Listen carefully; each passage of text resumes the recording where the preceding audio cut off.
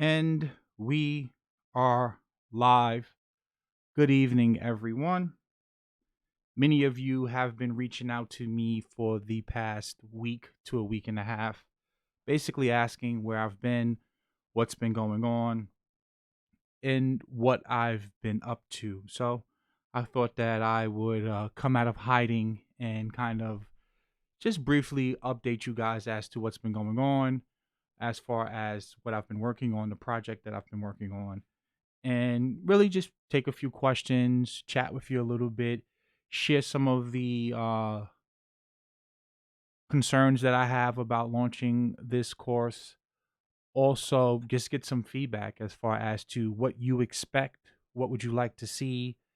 And one thing about me, I am a firm believer in that whenever you are presenting something to the public and you are going to be charging people money, you need to make sure that you are offering them something of value, something that is unique.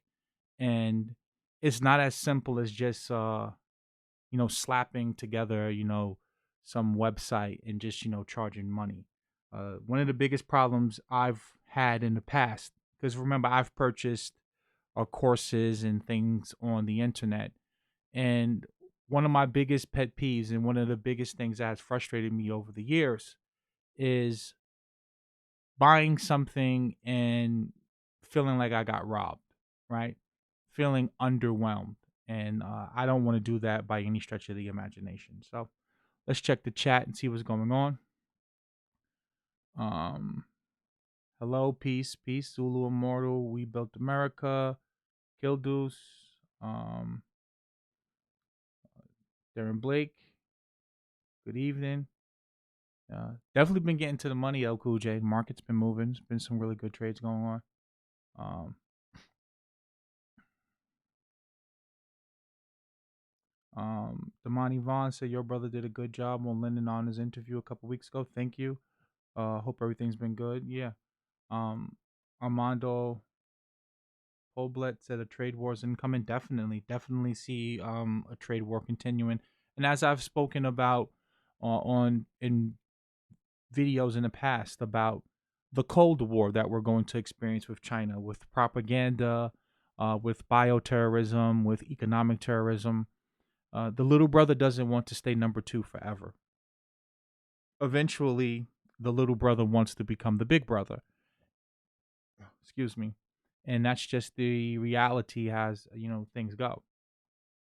Um, no one sits around forever and says I want to be the number two. Eventually, they want to become the number one. And whenever you have countries that are deeply in debt, as I said before, if you go back to the roaring 20s, that's when the economy was booming. And no, I think it was the roaring 30s. I've been looking at numbers so much. And then came the war. Let me just make sure I'm accurate with that because I've been looking at so many numbers. Give me one second. Yeah, the roaring 20s. So we had the roaring 20s when the economy was booming. Obviously, people got into too much debt. Then came the bust. Then came the Great Depression in the 30s. And then eventually led us into going into war. And I tell you that all the time, guys, that history doesn't repeat itself, but it damn sure rhymes.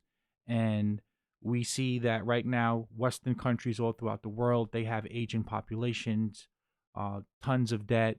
And whenever that happens, you see a war happen. So I wouldn't be surprised if we see ourselves in some type of, I wouldn't say a hot war, but a cold war with China in the coming, 3 to 5 years. It would not surprise me.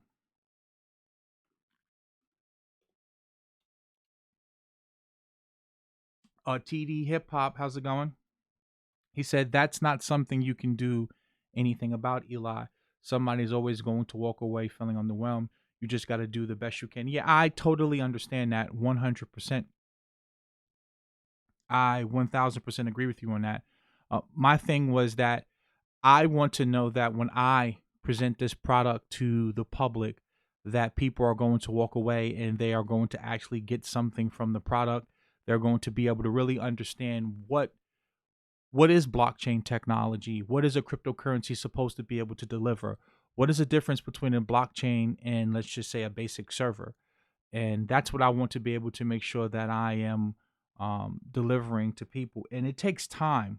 Like I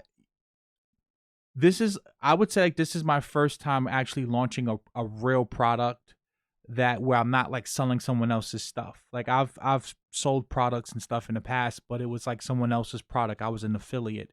This is the first time that I'm actually launching like my own physical product that I'm going to be in control of everything from top to bottom, the design of the website, the copy on the website, the content on the website, and thinking about pricing, thinking about ad copy, making sure that everything works in the back end. Like for example, like when you buy something, making sure you get a confirmation number, figuring out what type of WordPress plugin that I need to have to be able to really monitor what's happening on the site. So, for example, some of you may purchase the course and you may want a refund. Like I'm going to have a 7-day refund policy for any reason, but you always have those people who they don't really take the course serious. The 7 days pass by and they want a refund. Well, you won't be able to get a refund after 7 days, and I'll be able to look and see. Well, this person didn't even really go through 20 or 30 minutes of the course.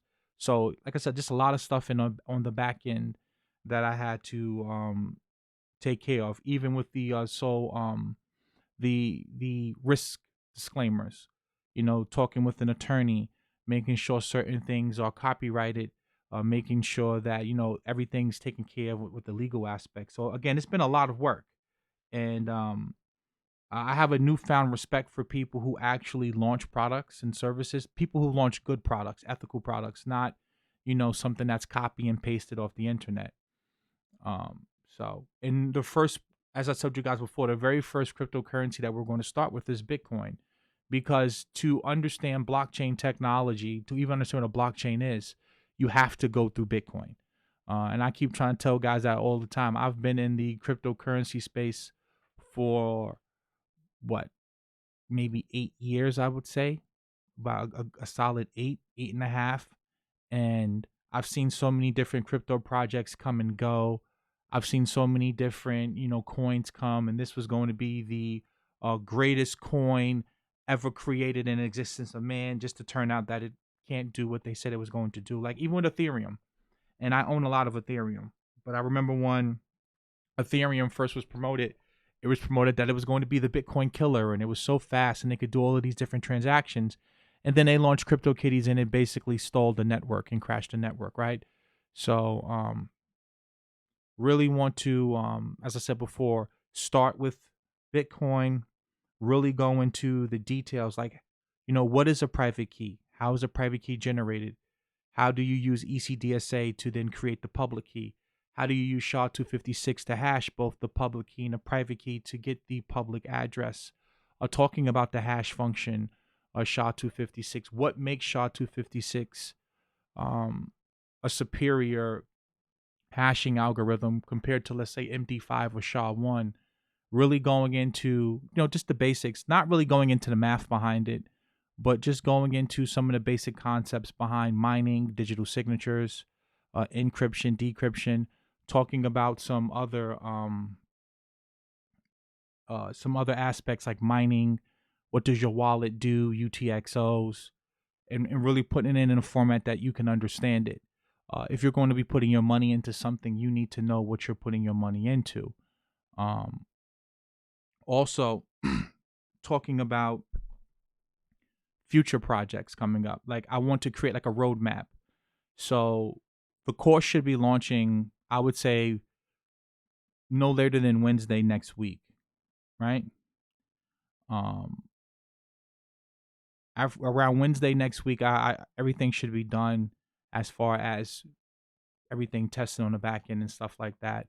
And then I'm going to give the course away for free to about 5 or 10 people, just so that they can go and test it, review it, see if there's any bugs on the website. And then after that, in about 2 weeks, I'll add the Ethereum component to it, because I really believe that at this point, Bitcoin and Ethereum is king.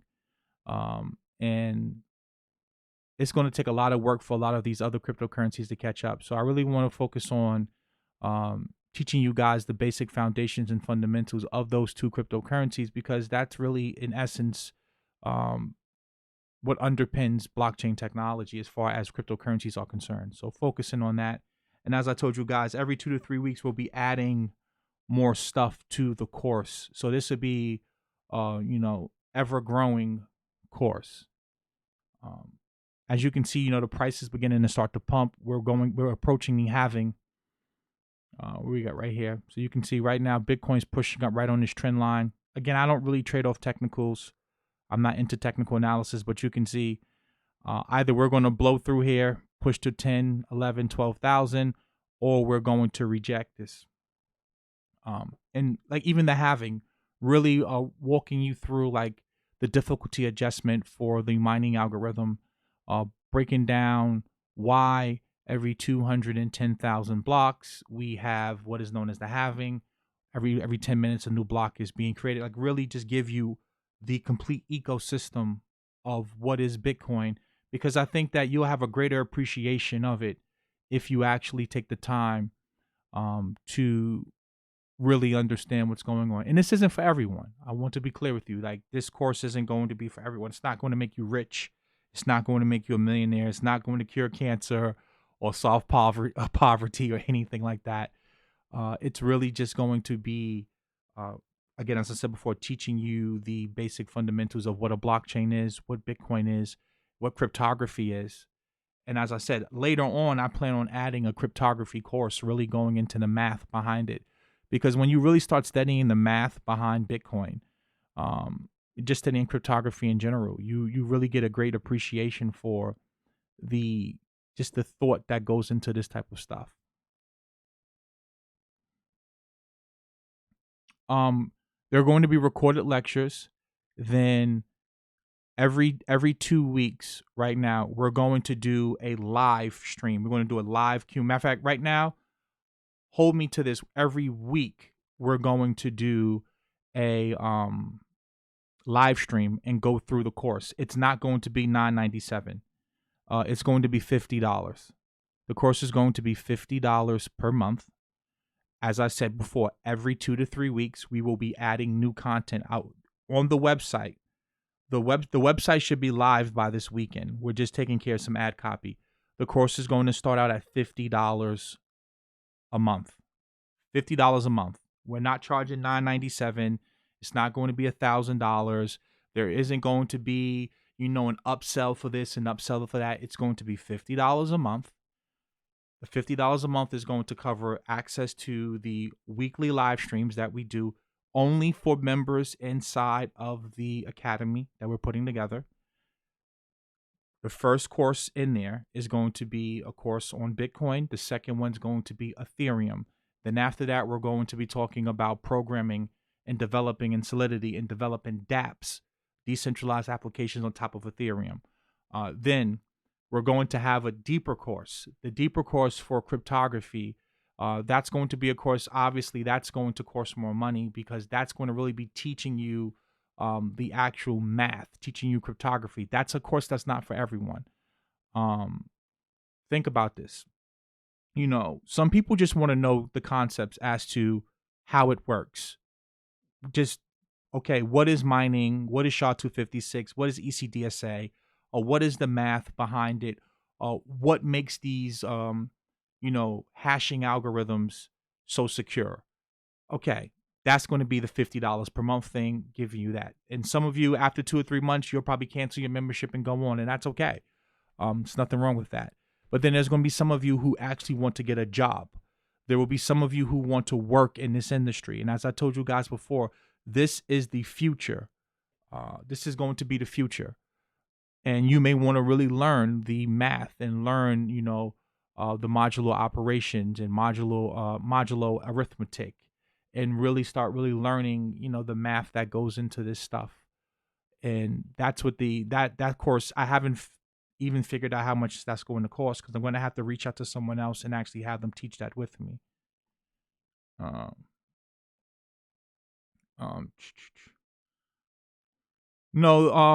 John like goes for cryptography. You're going to have to learn, like you're going to have to learn like discrete mathematics, number theory. That's the math that goes into cryptography, right? It's elegant math. Um, so that's what we're going to be doing. Again, like I said before, it's not going to be some $997,000. As I told you guys before, no information right now, I personally feel, on the internet. We live in the information age. Most of this information you can find for free. I want to be very clear with you about this. Anyone charging you $3,000, $5,000 for some cryptocurrency courses, run away. You should not be spending that kind of money. Most of this information is readily available on the internet for free. Even the information that I'm teaching you, a lot of this information you could find online for free. The problem is it's not in one place. It's scattered all over the place. You don't know if you can actually trust the source that it's coming from. So by me creating this academy, you are going to be able to get all of the cryptocurrency information, all of the crypto knowledge you need to basically be able to use your hardware wallet, to be able to send uh, Bitcoin from exchange to exchange, to be able to use a DEX, to be able to use the Tor browser. Like some of you want to know, like, well, how to be anonymous on the internet rather than using a VPN, right? Because a VPN actually isn't going to protect you. VPNs, that information is stored on someone's server, and at the end of the day, you could be tracked and traced. The Tor browser is probably one of the safest ways to browse the internet. We're going to go into that type of stuff. We're going to go into, how to safely and securely use certain wallets, and which wallets actually has more strength, has a better random number generator than others. And really, like I said before, really just teach you the basics. And again, it's going to be $50 a month. That's going to be the introduction level price, the introductory price. It's not going to be anything crazy. Um, that's going to come in a later course, Abner. Mo, I want to say Moenga. I hope I said your name correctly. I don't want to butcher your name. That's going to come again. I want to see how everyone's going to respond to just the first Bitcoin course. And as I said before, within the next 2 weeks, the Ethereum course is coming behind that. So before your memberships get ready to renew, you're going to have well over probably 12 to 14 hours worth of content on that site. That's the goal. I'm probably going to chop it down because I realize that a lot of people don't want to sit there for 12 hours and go through content. But as I said, when you look at Ethereum, you look at DeFi, and you look at all of the different application layers that are being built on top of it. I mean, you can go so deep with Ethereum. And I really, really believe that if ETH can hold it together and stop with all of these hacks and bugs, that they can definitely give Bitcoin a run for its money. Um, but as I said before, trust me when I tell you, for $50, you are going to get your money's worth. Um, and there will be a refund after up to 7 days. You'll be able to get a refund if you don't like what you're experiencing. Tyra Phillips said FDMG crypto. Yeah, that'll be funny, right? If you dealt with Umar Johnson, the course will never be done. So, but again, as I said before, it definitely has been challenging. I like challenges though. When you're working by yourself, it's definitely challenging. Yeah, $50 a month is very cheap. It's not going. As I said before, I'm not trying to break the bank by any stretch of the imagination. In the future, depending on the demand for the course, depending on your needs, prices may increase, or there may be like a different tier. But again, the introduction stuff, as far as to how to use these cryptocurrencies, it's going to be $50. Really going into the stuff, because like I said before, I don't believe in charging thousands of dollars. I don't believe in that. To me, it just doesn't make sense to charge, $9.97. It doesn't make sense. Thank you, JT Coin Rings, for the donation. Roach said, is Coinbase the best exchange for beginners? Coinbase and Binance. Coinbase and Binance, 100%. Yeah, I have a good domain name. I'm working with a guy. If you ever watch Lennon Honor's videos, Lennon Honor, he always tags the guy Darren Marion or Marion, and I've been working with him. He's building the website. professional brother, did everything. Working with him has been a pleasure across the board. We've bounced ideas off of each other. He always keeps me up to date. He does everything in the open. So for those of you who want to actually get a website built, or if you're into like SEO design and you want to make sure that your content can rank in the search engines, he's really really good. He's worth every penny. And those are the kind of brothers that you want to work with. People who they keep their word, and they do what they say they're going to do. I paid him the money. He started working on it immediately. There was no hiccups. There was nothing wrong with it. So definitely go. I would recommend Rattel SEO to anyone. It's one of the top SEO companies in Indiana, and the prices are pretty good. So that to me, I again, Lennon always promotes him in his comment section. Brother's really really good, and he's professional. And those are the kind of people that you want to make sure that you're working with. People who are going to keep their word. Of course, there will be a syllabus. That's that what you're going to get as far as like what the courses are going to be about. That's going to be on the homepage. Again, I'm in the process, as I said before, of working on that. Um, all of that ad copy. You're going to know what you're getting before you get it. As I said before, we're going to start with. I have the outline in front of me right now. I'll start reading off the outline to you, right? We start off with an introduction, basically me welcoming you to the course, telling you what you're going to expect. Then I go into, what is Bitcoin? A lot of people, you get different, depending on who you speak to, you're going to get a different perspective of use case for Bitcoin. And I told you guys, Bitcoin just is. Like Bitcoin's success isn't based upon whether the price is up or down, right? Whether Bitcoin is down 30% or up 40%, you still can use it. The whole purpose of Bitcoin is to be, a way for you and I to exchange value with no intermediary, right? For so long, if I wanted to send money to someone, I had to use some third party institution to get access to my money. With Bitcoin, money becomes permissionless, open and borderless. Like anyone can use Bitcoin. As long as you have an internet connection, you can use Bitcoin. You can join that network and you can leave as you want to. If you're living in Venezuela, Bitcoin and you're experiencing 10 million% inflation, Bitcoin is a stable currency for you. If you live here in, you know, Western society, we have adequate banking here. So we don't really have problems with, getting access to a bank account. So for us, it's just a speculative vehicle, right? We're buying Bitcoin to try to make money.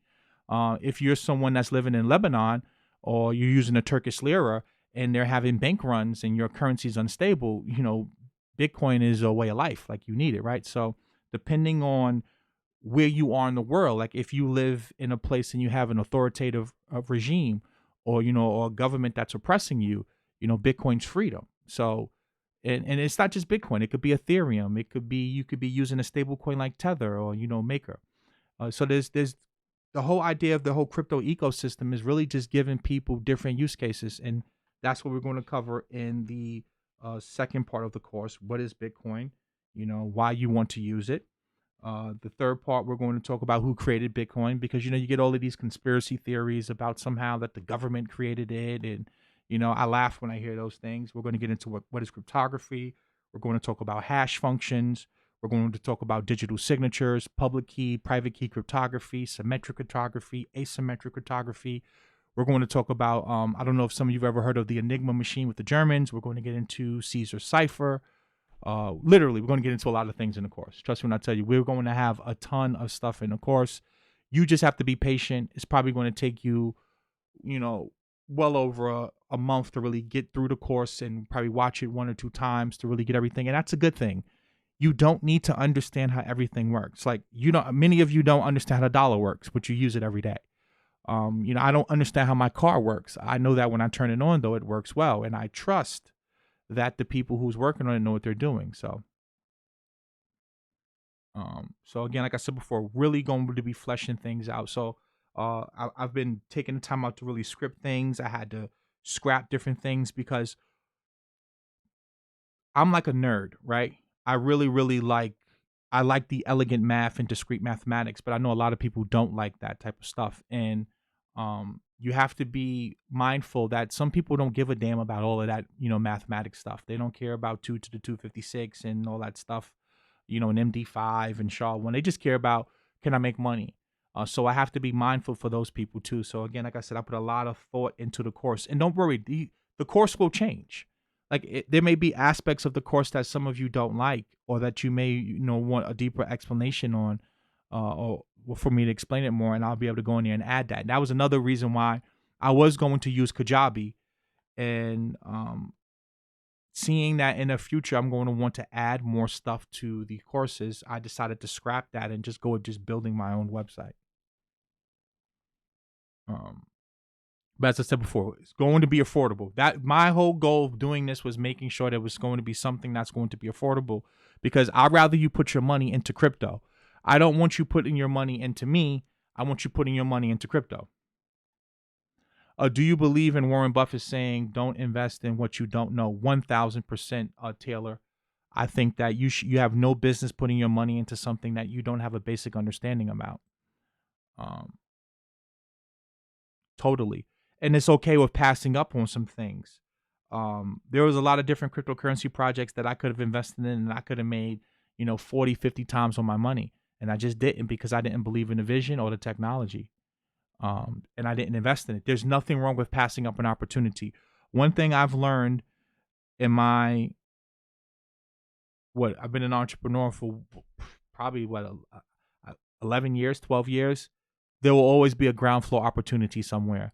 I've seen 3D printing stocks. I've seen the shipping stocks take off. I've seen the deregulation of the energy market here in the States as far as utilities with like Con Edison and National Grid. I've seen the rare earth metal stocks go. I've seen I've seen the Bitcoin bubble blow up 5 different times and crash 5 different times.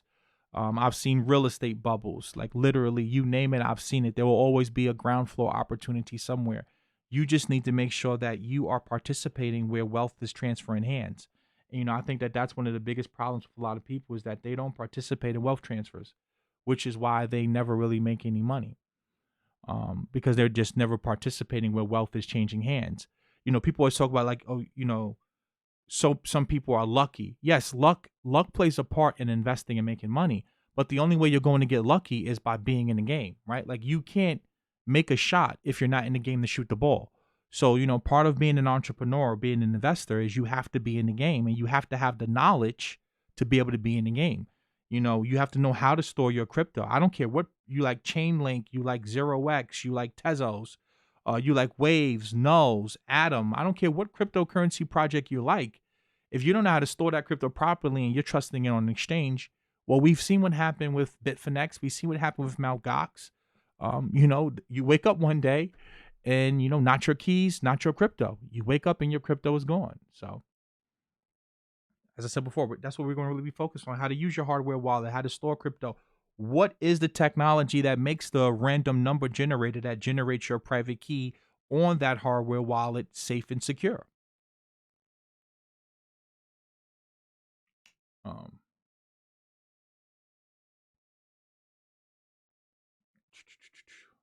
are the miners the one who issues the Bitcoin? No, the Bitcoin is in each new block that's created, right? Bitcoin is deflationary, right?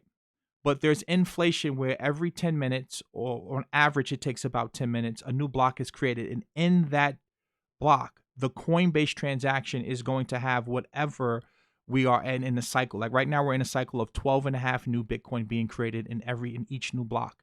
That's what the halving is about. So the miners, when they mine and they create that block, there will be 12 and a half Bitcoin in there. After the halving, there's only going to be 6.25. And then every 210,000 blocks, the block subsidy is what they call it, gets cut in half. Until we get to 2140, and there will be no new Bitcoin issued up to 21 million. So after 21 million, there will be no new Bitcoin. And that's just a function of the protocol. That's what's built into the Bitcoin software in the code. So it's not that the miners are basically controlling the new Bitcoin that's created. It's just that's the way that is programmed into the code, into the protocol. And don't forget, as I said before, guys, there are other coins that are, making a push. I don't believe that they're ever going to supplant Bitcoin. I always believe that Bitcoin will be number one. But there's some real cool projects coming up. Like, in my opinion, Monero is everything that Bitcoin should be. If you ask me, in my opinion, Monero is better than Bitcoin, right? If you ask me, I think that Monero is too good at being private. And the problem with Monero is that it runs the risk of eventually being basically banned by most exchanges because of governments. And that's one of the things you have to always watch out for is how is the government going to respond to crypto, you know. So, but as I said before, in my opinion, Monero is better than Bitcoin, but it's too good, And sometimes when something is too good, it happens eventually. Chainlink is good. I like Chainlink. I like 0x. I like Chainlink. A lot of good projects. Um, well, it's not that China has a monopoly on it. It's that China can get energy for cheaper, right? So when people talk about mining being centralized in China, that's not a design feature of Bitcoin. That's just the free market at work, right? If people in China can get electricity for cheaper, or they can get dirty coal that can produce, they can get power for cheaper. That's they're obviously, it takes energy to mine to secure the network. So that's just a function of the marketplace. Yeah, it's not that, like, um it was a pre-mined coin, like a Ripple or something, where it was pre-mined, and China had all the coins. It's just, the way that China's energy is set up, they can get energy for cheaper than the rest of the world.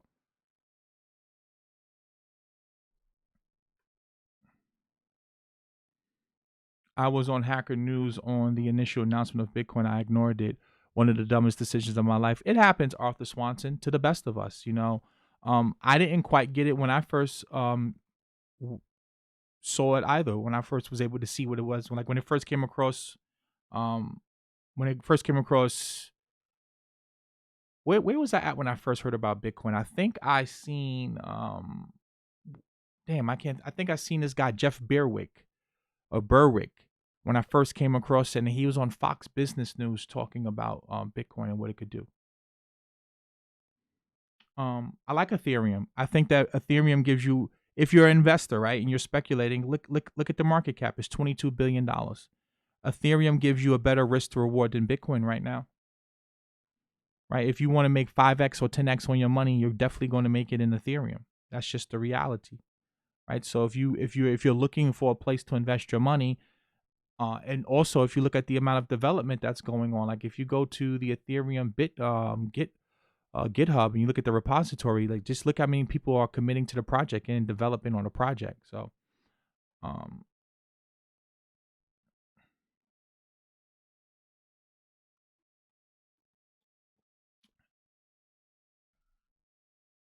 Jeff Johnson, this is why I don't like Ripple. One thing you have to learn about people in the crypto space is everyone's holding a bag of some coin. Whether it's, Litecoin, whether it's Ripple, whether it's Tezos, whether it's Cardano, everyone's holding a big bag of something.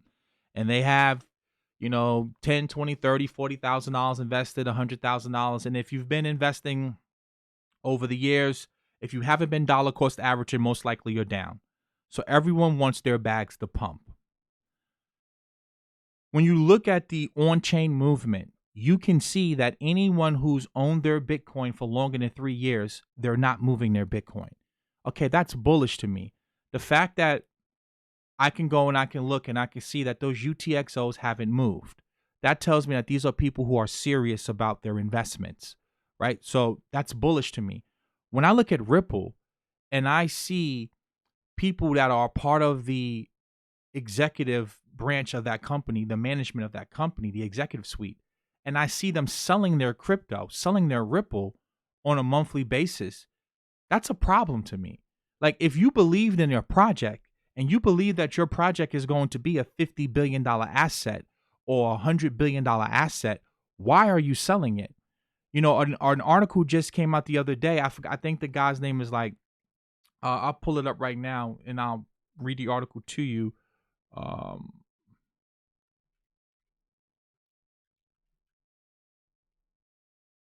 I'll pull it up so you can understand what I'm talking about.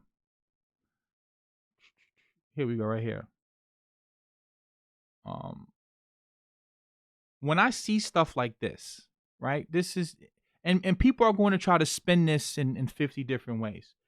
It says Ripple co-founder uh Jed McCaleb sold 54 million XRP in April, right? I don't care how you try to spin this. If you believe in your project, right now the market cap of Ripple is $9 billion. If you believe that this is going to be $100 billion project or asset or $200 billion asset, there's no way in hell that you're going to be dumping 54 million XRP, right? If you're dumping that much XRP onto the market, that tells me that you don't believe in your project and you're trying to cash out. And to me, that's problematic because, again, as I said before, we're in our infancy stage of crypto. Less than 1% of the world even owns cryptocurrencies, right? So if you believe that crypto is the future, there's no way in hell that you would be dumping right now to the tune of 54 million.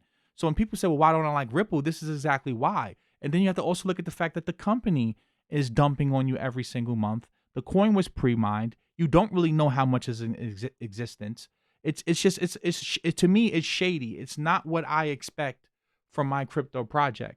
Now you're going to have some people say, well, the miners in Bitcoin, they dump millions of Bitcoin onto the marketplace.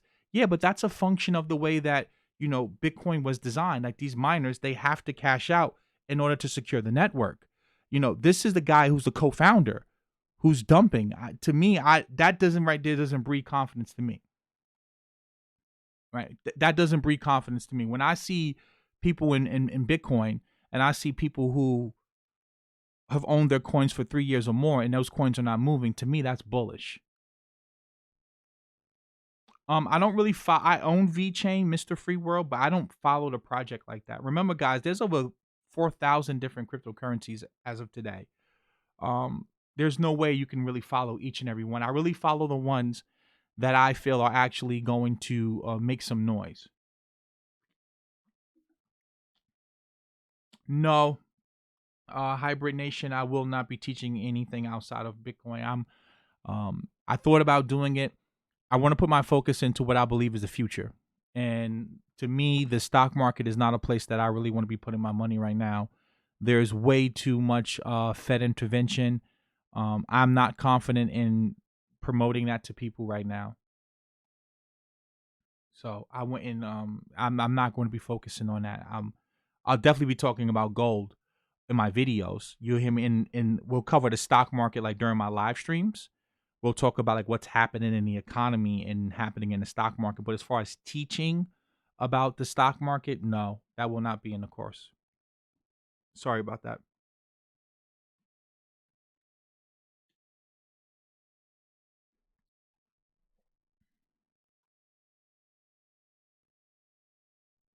I follow Bitcoin, Ethereum, Tezos, um, Monero.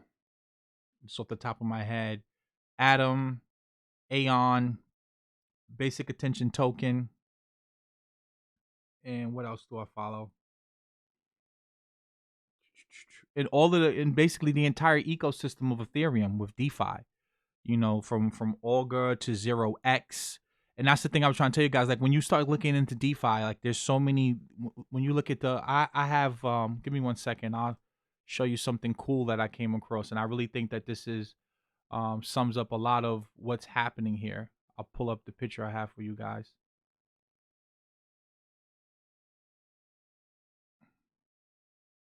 Right when you look at this is the stack for Ethereum.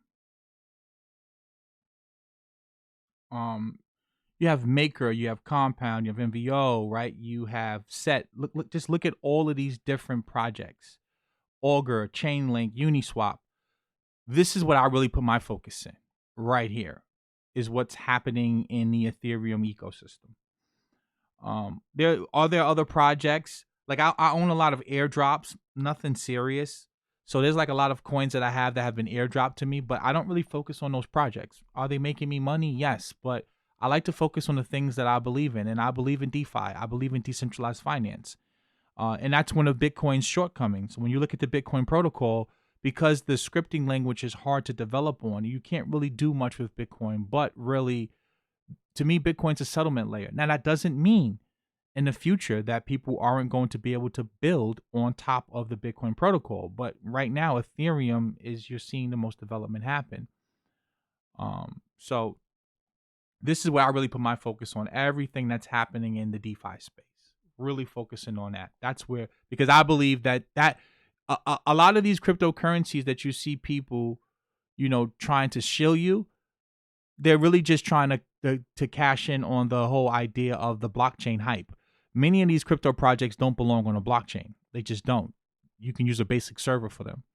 Blockchains are designed to be slow, but to be efficient and to give you a level of security, and really to decentralize and distribute the network in a way that makes it accessible to all people. And certain applications just don't need to be on a blockchain. They just don't. So like this is looking at the different DeFi projects and the lending platforms that they have with Ethereum. This is really cool. Like this is the kind of stuff that I like to focus on.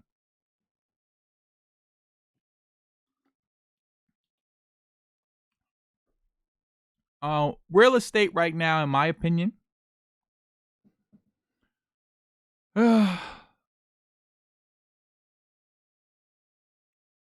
I people are always going to need a place to stay. That's just the reality, right? Peace, humble Kurt. People are always going to need a place to stay. So I'm not here to discourage that. But I really think that you need to be very, very careful in what you're buying. The location's going to matter.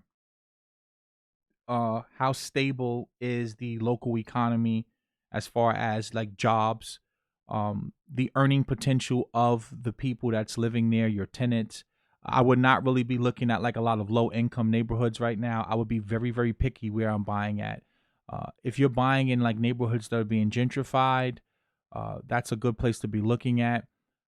Really looking for stable incomes, because again, like I said before, people are always going to need places to stay. So I don't care if there's a recession, a depression, people will always need a place to stay. But if you're not buying that real estate right, if you're not doing your proper due diligence, if you're trying to do, those, over leveraging strategies and those, fix and flips and all that, I wouldn't be touching that. I would really be focusing on really trying to find like stable cash flow right now. I think Arthur Swanson had asked me about that before, about buying real estate. And again, like I said, I always think that real estate's a good investment. It just depends on what type and where. That fix and flip stuff, I wouldn't really be touching that. I would be very, very cautious.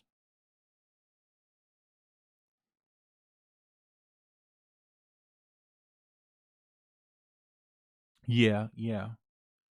See the problem of BM Bamba too is that a lot of banks now, they're going to be very, very strict in their lending criteria. And this is what I was saying before, making sure that you are doing your due diligence, because like if they see that you're over leveraged, they're not going to want to lend to you because of what's happening with the forbearance stuff. Because, no bank or no, you know, mortgage broker is going to want to lend money to someone who they feel is over leveraged or they feel is engaging in risky behavior. And if you're into that fix and flip stuff, if you're buying in some of those like, bad neighborhoods, they're just not really going to want to lend money to you right now. Mm-mm-mm-mm-mm. Uh, Self-made SM, absolutely the government can disrupt cryptocurrency, but can they stop it? Can they stop Bitcoin? No. But can they make it hard? Can they make it difficult? Of course they could. Um, and I expect that to happen. Think about it. That's like saying I'm about to go and knock down a hornet's nest. What do you expect the hornet to do? Eventually, the hornets are going to come out and try to sting you. You have to make sure that what you have is censorship resistant. And when you really understand, and this is why I want to go into the course, because when you understand SHA-256 and you understand you're dealing with exponentially large numbers, you begin to understand that Like let's just show you. Let me just show you what I'm talking about real quick, right? Um, let's go over here, right? So you can think about it. Like when you think about cryptography, you think about math. When you're dealing with a hash function, right? These are one-way functions. So you the only way that you're going to be able to figure out what the input is you're either going to have to find frequency analysis and find holes in the algo, which no one's been able to do yet, or you're going to have to brute force it, which means you're going to have to simply guess and check. When you look at SHA-256, you're talking about a number that's 2 to the 256. Now, before I even pull up what this number is, I want you just to think about, like, we think of trillions a lot, or we think of quadrillions a lot. This number that's about to pop up is so exponentially large that there's no current computers right now that can compute this. Right? Like, this number is so insanely large that even if you had like some of the most advanced computers in the world trying to crack this, it would be a billion times a billion years. Like, this number is larger than the universe has even existed. Like, this is an extremely large number, and I'm going to run it for you right now. This is the number that you get. This number is 1157. Like, literally, this is an insanely large number. So the government's not going to be able to attack the technology. They're going to have to try to attack the on-ramps. The fastest computer right now they have can do like 2 to the 56 power calculations, right? And we're not talking about quantum computers right now. We're just talking about like regular computing. Well, that translates into 4 minutes. Remember, every time you increase the exponent, the number doubles, right? So like, people got to think about that. So when you go from 256, 2 to the when you go from 2 to the 56 power to 2 to the 57th power, you're going from 4 minutes to crack something to 8 minutes. And as you could begin to see, like, the numbers become so large. So governments don't have the technology to ever be able to crack SHA-256 right now. They just don't. So they're going to have to try to attack it from the standpoint of attacking the on-ramps, like making it illegal to use your bank account to buy Bitcoin, or going after certain exchanges and making you have to KYC, which is why it's important that you actually start to, you know, teach people other methods as to, how they can buy Bitcoin. Because remember, Bitcoin is a language. Like, even if you try to, and somehow get it off of the internet, you can text message transactions. And because it's math, you can even write transactions. Then Blockstream has a satellite. So they're not going to be able to attack it from the technology. They're going to have to attack it, like I said before, through, the banking system. And that's where like places like Coinbase becomes problematic, leaving your coins on Bitfinex, because the government can wake up one day and say, hey, you know what? We want to take your crypto. Um, so So I definitely believe that governments are eventually going to try to attack it. And I believe, again, Bitcoin is censorship resistant. It just, when you understand the math that goes into this, it's just no way. But another way that they can try to attack Bitcoin is through the miners. Like, for example, they could set up technology where they can be basically mining for miners, right? And they can go and they can drone strike mining farms, and then potentially do a 51% attack against the network, right? So that's another way that they could potentially go after Bitcoin, by trying to go after the network, like in a hostile way. Um, Nathaniel, nothing. Bitcoin is a safe buy. That's the whole point I was saying to you. It's censorship resistant. Like, the math is extremely elegant. Like, it is a safe buy. Most crypto projects, like Ethereum, these things are safe. Any fork of Bitcoin is garbage. Any fork of Bitcoin is garbage, and it's just people trying to capitalize off of the brand. But again, back to what Selfmade asked. I expect governments to try to attack it, and that's what's supposed to happen. When you're going to war, you have to expect to get attacked. You have to expect to lose troops. That's just what happens, right? That's the whole point of going to war. You will lose some troops. You will lose some, key locations. Do you think that Bitcoin can withstand the war? And I believe so. I believe that they could 100%. Um, oh, because they can come in and take no. If your crypto is sitting on an exchange, then they can come in there and they can take over the exchange, which is why you don't leave your crypto sitting on an exchange, right? Your crypto should be on a hardware wallet or on a paper wallet. You should never leave your cryptocurrency sitting on an exchange because as long as your crypto is sitting on an exchange, you open yourself up to being censored, right? Like, they can add some KYC AML laws. Like I said, the government can come in and they can shut the exchange down. This is why I hold my crypto on a hardware wallet or, like I said, a paper wallet. Um, I don't care how large the community is. If it's a fork of Bitcoin, they are trying to co-opt the Bitcoin brand and the Bitcoin name. Bitcoin Cash will never be what Bitcoin is. I don't care if they have a lot of people using it. A lot of people use Dogecoin. Well, that doesn't mean that it's ever going to be accepted as money or the standard. Bitcoin is the standard.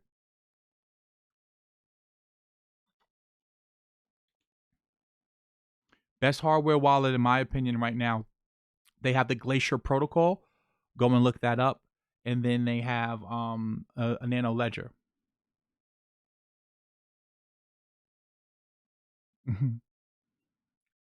Jeff Johnson, don't you think that that makes Bitcoin even more attractive to invest in? Because think about it. What are we witnessing happen right now? We're witnessing Russia and China run a cold war with America. So just because one government doesn't like it doesn't mean other governments won't like it. You have to think about governments. See, this is what happens to a lot of people is that they forget that all governments are not working together. Iran isn't on, the happy list. North Korea isn't on the happy list. So just like you have governments that want to see Bitcoin fail, you have other governments that want to see Bitcoin win. And this is where you have to understand this is the future, and that's just the reality. So like that makes something more attractive to invest in. You don't want to invest in something that's a finished product because that means that there's no, like, why do you think like stocks like Pepsi and Coca-Cola don't really move, right? Because they're a finished product. You want to invest in something that has growth potential that isn't what is going to be in the next 5, 10, 15 years. That gives you the idea of risk and reward. The more risk there is in an investment, the more reward there is, right? Like Tesla. Tesla today is a shitty company. It is not a good company. But in 10 years, if with the whole flights to Mars, I think it's called SpaceX, and then with the self-driving Tesla cars, and if Elon Musk can perfect the self-driving trucks, and he can basically supplant Uber, how much money do you think Tesla's going to be worth in the next 5 to 10 years if that happens? Trillions of dollars. You're not investing in what Tesla is today. A lot of companies face regulatory hurdles. Think about a company that's making a drug for cancer. They may get rejected by the FDA, 4 times. They may get rejected by the FDA 3 times. They may get rejected 2, 3, 4 times. And then by the 5th time, they get accepted. That's the whole purpose. Like, you're investing in something because it's disruptive. That's what disruptive technology is. And of course, governments are always going to try to come after disruptive technologies because they don't like it. hmm I am stuck waiting for Binance US to release my money. See, great filibuster. And this is why I said before, you have to be careful with these exchanges. And this is why they have a DEX, decentralized exchanges. Now, sometimes the fees are a little high, or the DEX is it's not as easy to use. But I talked about some DEXs with Changelly and Bisq.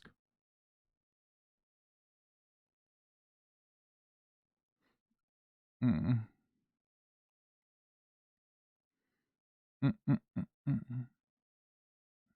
A paper wallet is just a wallet that you can randomly generate that never touched the internet. Like for example, like it's not a hot wallet as far as it's never even touched your computer. It's a wallet that you can randomly generate. Like for example, you can flip a coin 100 times, and then you can hash it and create your own paper wallet. It's just a wallet. Like that's like one of the most secure ways of basically being able to store your Bitcoin. Again, that's like over the top. you don't need to be doing that type of stuff. But you could do theoretically, like if you wanted to do it, you could make a paper wallet. No one really does that because again, it's just dumb. But there are some people who are like hardcore. They believe that there's some backdoor that's on your computer, and they don't want to have a random number generator that generates the private key and do the whole ECDSA thing. They'll rather just basically use their own randomness by flipping a coin 100 or 256 times. And for heads, they would write 1, and for tails, they would write 0, and then that would be their seed that they would then use to generate their private key. Again, you don't have to do that. That stuff is like, that's over the top. Like if you're doing that type of stuff, you're just like going over the top.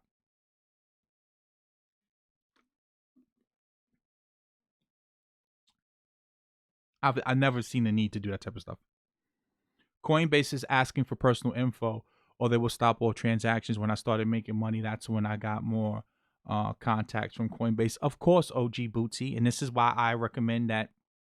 And this is going to be in the course about how you can use a DEX like BISC to buy your crypto, or even use local Bitcoin.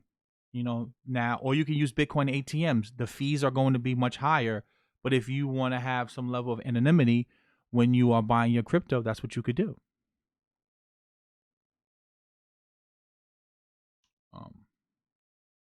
But again, we're going to cover all that type of stuff in the crypto course.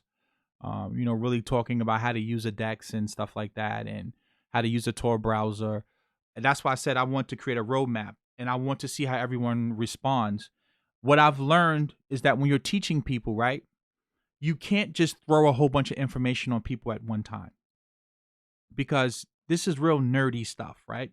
And this is these are concepts that it takes time for you to be able to wrap your mind around. Like it took me 3 years to really be able to get this whole concept and really playing with the math, and I had to lose different, coins and stuff like that, playing with stuff. Like it took me time to learn this stuff.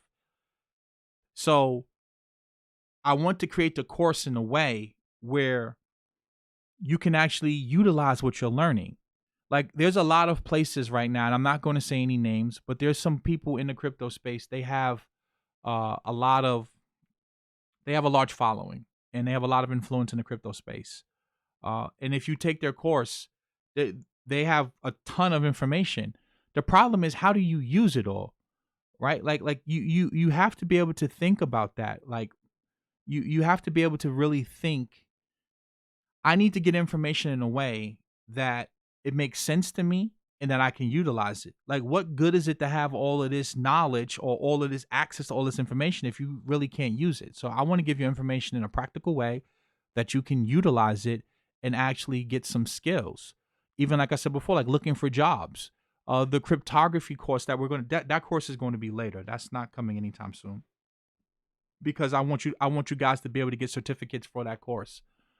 Like that's a course that can actually you can go get a job with that. Like, being a developer and developing with Solidity and stuff like that. That's the kind of stuff where I want to be given to people, that they can take this information and use it. Not just, throw a whole bunch of fancy terms at you and you sit up here and go, oh, well, he's really smart. But what good is it that I'm smart if you can't take the knowledge and use it yourself? I want you to be smart, and I want you to do it as well. Um, um, the I have to be careful with my words. Great filibuster, right? So I want you to read between the lines of what I'm saying. If you use the DEX correctly, you are anonymous. If you use it correctly, and if you use it correctly, you do not have to disclose who you are.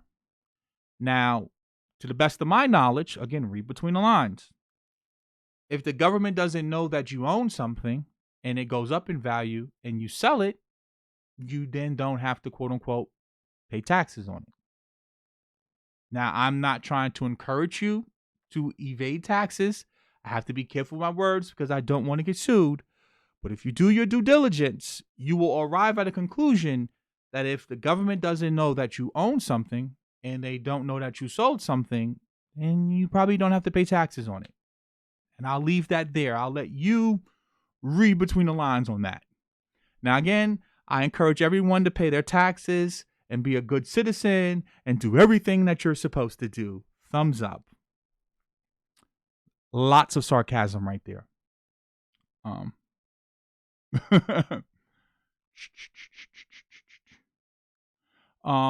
by Wednesday, by next Wednesday, I would say between Tuesday, Wednesday, latest Thursday, everything should be done. As right, like with the whole pandemic thing, it's hard to get my attorney to be able to really look over what I'm doing and to be able to put together a risk disclaimer, right? Because you don't want people coming back and being able to sue you. Oh, and thank you for the donation, Jim City Lord. I want to be um clear with that. Thank you for that. You don't want people to be able to come back and sue you, right? So I don't want to like create a course and then someone says, oh, well, I followed your information and my crypto got lost, right? So you have to have risk disclaimers and let everyone know that, this carries risk and that you need to make sure that you are buying this or selling this, not off of my recommendations so that you can't come back and sue me, right? And then I also have to have copyrights in place so that if people try to take my videos and stuff like that and upload them on the internet, I can come and sue their ass. Because believe me when I tell you, I will come and sue you if you take my information. I've spent hours really, really thinking deeply because, like I said, I understand this stuff on a deeper level because I really understand the discrete mathematics and the elegant math that's behind this and number theory. But I have to then be able to translate this into a way that you can understand it because many of you don't give a damn about SHA-256. Like this number that I showed you right here. Like this is an insanely large number. Many of you don't give a damn about what this number is and why this number is important. Many of you just care about, can I make some money? And I understand that. So I have to make the course, especially the introduction level course, surface level, so you can understand the concepts like what is mining? What is a hash function? Why can't I go from the output to the input of the function? And basically explain those things to you in a basic way that you can understand it. And that's the most important thing. And it takes time to really sit there with that and really think about like questions, like people want to know, like, well, who is Satoshi Nakamoto? And how do you know that the government isn't behind this type of stuff? Like really, and you have to be able to come up with a good answer as to why that's happening. Like someone just asked, like, what is a paper wallet? You have to be able to explain it to people. Like, you don't need to be worried about a paper wallet, right? Like, paper wallets are over the top, but there's plenty of videos on YouTube that will teach you what a paper wallet is and how to use it. No, it will not be unteachable. It's going to be, everything's going to be on my website so I can control it.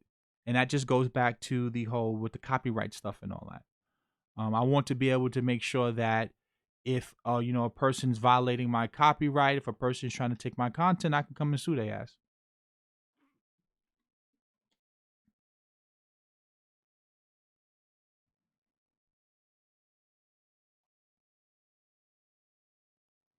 The MIT site about coding.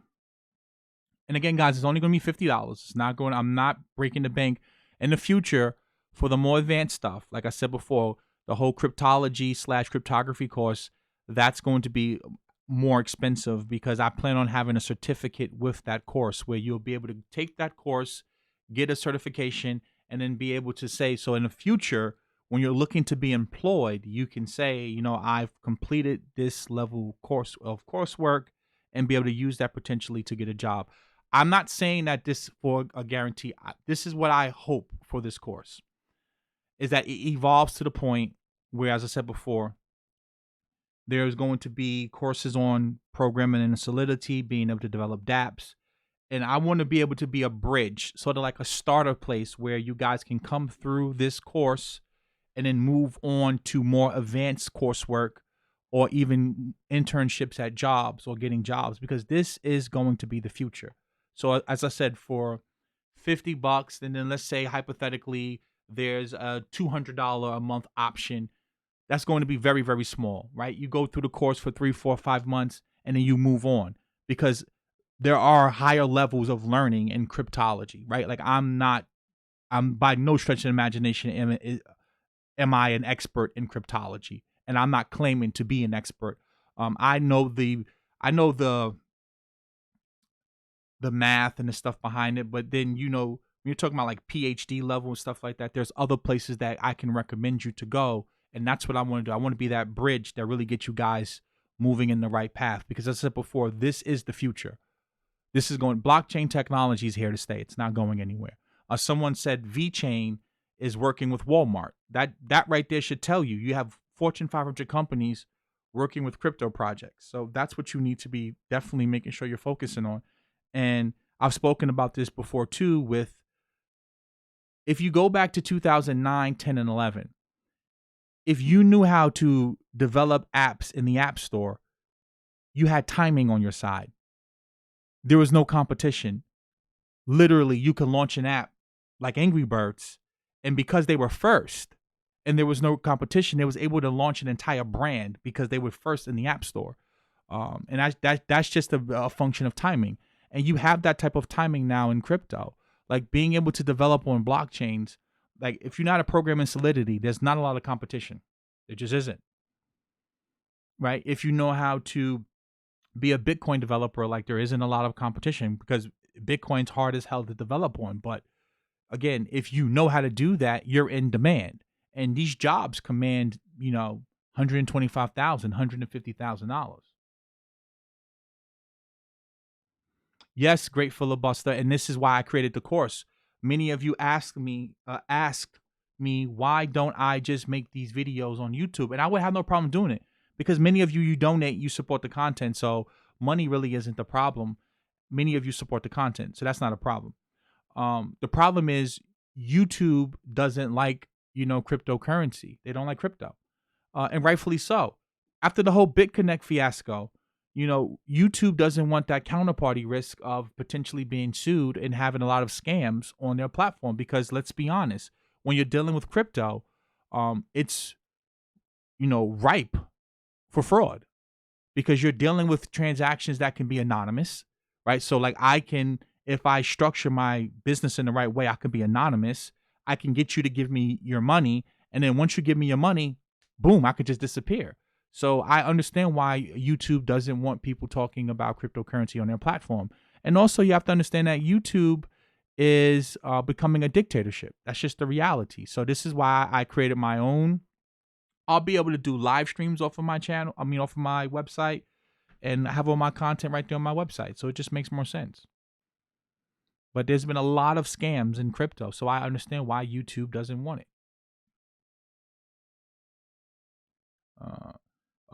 BitConnect hit me for a ban. Jim City said, yeah. Listen, I know some people, they lost their entire life savings.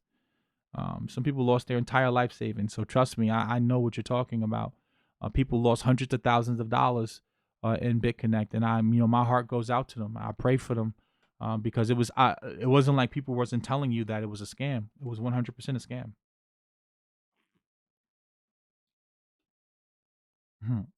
Yeah, I'm not pro woman, Jay. I'm not doing anything like that. As I said before, I'm charging you $50.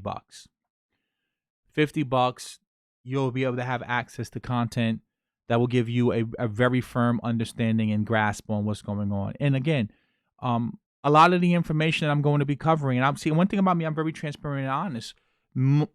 Most information about most crypto projects you can find for free online. I want to be very clear with you. Most information, like if you want to know how to buy Bitcoin, there are literally thousands of videos on the internet that show you how to do it. The problem is, can you trust these people?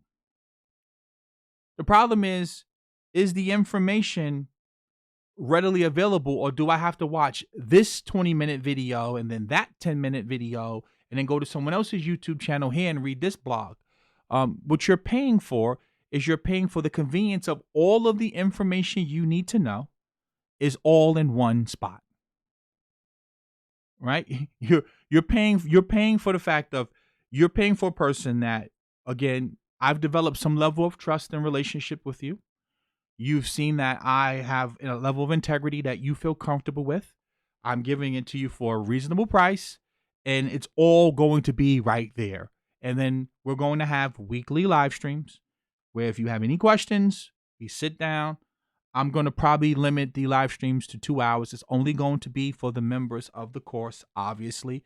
And we're going to answer your questions about what's in the course, not about some obscure crypto project that's ranked 2000 like Dentacoin or some garbage like that. No, we're going to be talking about the course. Right? So that's what you're paying for. And again, I'm not charging you $9.97 or $3,500. I'm charging you $50 a month. Very, very, very, very doable. So, and as I said before, there was going to be a roadmap on the site. For those of you who do not know what a roadmap is, basically saying to you where we're starting at with this course. Every new course that we put on there, as far as like crypto projects are concerned or hardware wallets are concerned, all of that stuff is going to be included in the $50 per month, that $50 per month that you're paying. There will be special courses, like I said, for example, like programming and Solidity. I'm going to have to hire someone outside of me because I'm not a blockchain developer. That's going to be a separate price, right? Because that's a skill set that once you learn it, you can be able to go and start building your own crypto projects and your own dApps. That's going to be a separate price because that's for people who really want to go the step further. Some people just want to know, how do I store my crypto? How do I use a DEX? How do I use Tor? Keep it moving. All right, cool. That's $50 a month. But then there are going to be people who want to take it a step further who are trying to get a career. And that's where I hope that this can go in the future. Again, this may turn out to be a flop, right? I may launch this and only 10 people may join. And that's why I wanted to go slow and create a roadmap. Start with Bitcoin first, see the response. Because at this point, I've probably done shelled out about well over $5,000 of my own money, right? So I've put my own money out there and I don't know if I'm going to get that money back, right? So the very first thing I want to do is see the response I get for this course. Also get some critical feedback. Some of you may not like the layout of the website, the color scheme. You might not like the plugin that I'm using on the site. So we may have to fix some things. And that's why I said I want to start small and really then branch out. So, that's my thing. That's my thing. And as I said before, if we launch this the course should be no later than Wednesday, no later than Wednesday, Thursday of next week. Everything should be done. As far as like the videos and stuff, most of the videos I've already begun shooting those videos. Now it's just a matter of like really editing them or seeing what I need to redo over. The website's already built. Like I said before, the brother Darren he's been phenomenal, man. Anyone who wants a website built, go to him. I paid him the money. He started working on a project right away, so I have no complaints there. I was really just, like I said, tightening up some of the copy, and really just taking care of some of the back end things and the legal stuff. So today's Wednesday. There's no reason why I shouldn't be available. Let's say next Wednesday or Thursday. Nah, I don't. I don't need anyone to invest in Jeff Johnson, but thank you. So like I said before, if it sucks and you guys don't like it, then there's a 7-day trial where you can just get your refund. So after 7 days, if you don't like it, you just hit the button, get a refund, and that's it. Right? I'm not here trying to break your pockets and get your money. If you don't like it, you just cancel it. And there's nothing wrong with that. Yeah, Taylor, I could do that if I wanted to, right? I can market lifestyle. I can go and rent a jet and talk about how I'm some millionaire and go get an Airbnb and talk about how it's my house and flex on the gram and say, hey, look, I brought this cryptocurrency for a penny and now it's 20 cents and you could be just like me and every week you can get my latest and greatest crypto picks. But I'm not that type of guy. I don't move like that. That's never what I would do. Polite's not offering anything near what I'm offering. Real talk. Polite doesn't know anything about cryptography, the slightest bit. You can listen to him and you can tell. Brother Polite was partnered, and again, I don't want to be. I'm not here trying to act like I'm pompous and I'm all that. Um, It's disrespectful to people like myself who actually put the time in to read, to research, to use the products and services. That's time out of your life. And then you have someone like a polite who comes around and he's trying to talk about things that he doesn't know. It's disrespectful. Like I put that time in, I put work in of really, really, studying this stuff and using this stuff. And again, like I said, I don't claim to be an expert. I'm very knowledgeable about a lot of the stuff, but like, I'm learning from people that have PhDs and cryptography, like learning real, as I said before, elegant math and modular arithmetic and operations, and learning about SHA-256, and learning about symmetric cryptography and asymmetric cryptography and different protocols, and like that stuff takes time. This is not something that you can go and watch a documentary on and become an expert, right? You got to really put that time in. And I've lost money playing with this technology, using different dexes and exchanges, and having problems getting my money back and stuff like that. And when it's like having a person come up here and tell you that something's a scam when you use RSA every day, the RSA algorithm to secure your transactions when you go on PayPal and when you go on Amazon and stuff like that. Like it's disrespectful. Cryptography has been around for thousands of years, going back to the ancient Egyptians with hieroglyphs, with hieroglyphics. Cryptography is all about basically saying that I'm going to put a message in the public, but I'm going to encrypt it in a way that only the person that it's meant for is going to be able to decrypt that message. And this is when you go to like, ancient tombs and stuff like that, and you see the hieroglyphs on the wall. Like if you don't know that language or you don't know what the hieroglyph is saying, it's not meant for you, right? That message was meant for whoever it was meant for. Well, that's what modern day cryptography is. It's about you're going to be communicating over an insecure channel, and you're going to be sending someone some type of data or some type of a message, but you're going to encrypt it in a way that only the person that it's meant for is going to be able to decrypt it. So cryptography's been around for literally thousands of years, going to back before Christ in 1700 BC with the, like I said, with the ancient Egyptians. I believe that they were the first to really start doing cryptography. Julius Caesar had it with the Caesar cipher, where it was a substitution cipher, where you had the alphabet from A to Z. That's 26 characters, and for every letter you would then shift 3, and that would be the secret key of how you would like code messages. So the letter A would be D. The Germans had it with the Enigma machine. So when I hear people say like, oh, somehow like Bitcoin's a scam, and it's built on top of cryptography, and we use cryptography every day, it just goes to show you that people are assholes and they're idiots. And that's the sad thing about the internet, is that it gives everyone an opinion, and many of these opinions are uninformed opinions, and that's one of the problems. And you have people who have large followings, and they get up here and they speak about things that they don't know about. It's one thing to speak about something, but it's another thing to declare something a scam and you've never even used it before, or to proclaim that you're an expert in something.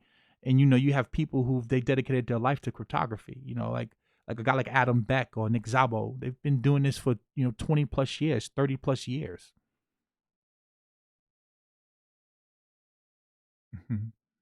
Yeah, I know. But polite travels in forums from state to state because he convinces a lot of gullible people who don't know any better to come up off their little pennies and dollars that they have. And I give Polite credit for that. He's very, very good. He's very, very good at what he does. Uh, you know, so he's very good at doing that. Polite is very good at the con game, right? The con game is all about confidence, right? Exuding confidence and getting people to come up with their dollars. If you can do that, you're going to make a ton of money off of people. Umar Johnson's good at doing that as well. Jay Morrison, Monty Woodgrain said something the other day. No, I think it was Young Pharaoh who said this, that Jay Morrison is a combination of Polite and Umar. Like like if you ever watch Dragon Ball Z, when they put their hands together and they transform into one person, like many of these brothers and sisters, even Zaza Ali, um, they they're very good at basically the gift of gab. And as I said before, you know, so many people are going to take this course and they're going to want a refund. And I'm going to gladly give it to you within 7 days, because this type of stuff takes work, right? This is not something that you're going to watch one video and you're going to become an expert in, right? This type of stuff takes work. You have to put the work in to really know this type of stuff if you're serious about it, right? And that's the most people aren't serious about it. And if you're not serious about it, just go use Coinbase. There's nothing wrong with that. If you want to just buy your crypto and try to double or triple your money, I'm not knocking you. There's nothing wrong with that. But if you really want to have a deep understanding, now I wouldn't even say deep understanding, but just a real surface level understanding of the concepts behind Bitcoin, the ecosystem. Because if you can understand Bitcoin, then you understand Ethereum, right? Like if you can understand that concept as to what makes up Bitcoin and underpins it, and how proof of work works versus a proof of stake, then you can be able to really start going and looking at other crypto projects, right? But I always start with Bitcoin because it's the OG, it's the original. 7 days is, you have 7 days to look at the course and see if you like it. If you don't like it, you hit refund button, you get your money back. Simple. Of course, you can cancel. You'll be able to cancel. You'll be able to cancel at any time. I am not here to um, lock anyone in at all. That's not what I want to do. Again, I'm not going to get rich off this course. That's not the point. So, as I said before, that's how it's going to be designed. You're free to come and you're free to go. I tell you this much: if you stay, after about 2 or 3 months, you are going to have a deep understanding as to what's going on and why you want to be in this space. And again, at that point, it doesn't make sense for you to keep paying for something every month. You may want to move on to a more advanced course, and I'll be able to point you in that direction to some people to have, a deeper understanding. You may even want to take some courses on Udemy or Udacity. You may not even like my course. That's cool too. My job is to onboard people into crypto. I think that's one of the biggest problems in the crypto space, is that we don't do a good enough job of getting people into the crypto ecosystem. We make this too complicated for the everyday man.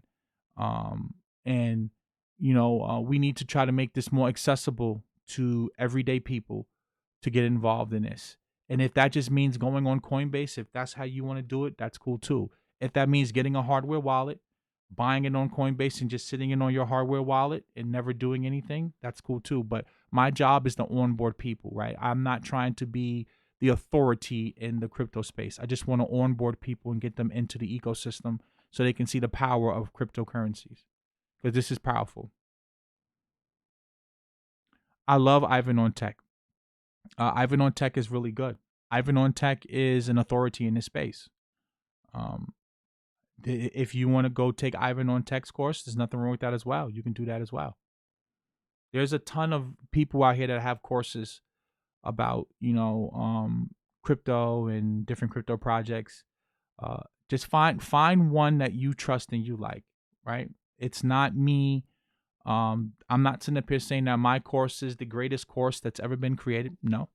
I'm just simply saying that I have confidence in my ability to be able to teach you the basics as to what a blockchain is, what Bitcoin is, why you need to be using it, also the power of Ethereum, and with the whole DeFi, decentralized finance. And that's what I plan on doing. Well, Abner, Moenga, if you have Ivan on Tech's course, you don't need mine, because I'm pretty sure Ivan on Tech has a wealth of stuff on it. I've briefly looked at it. He has all type of stuff on it, so you wouldn't even need mine.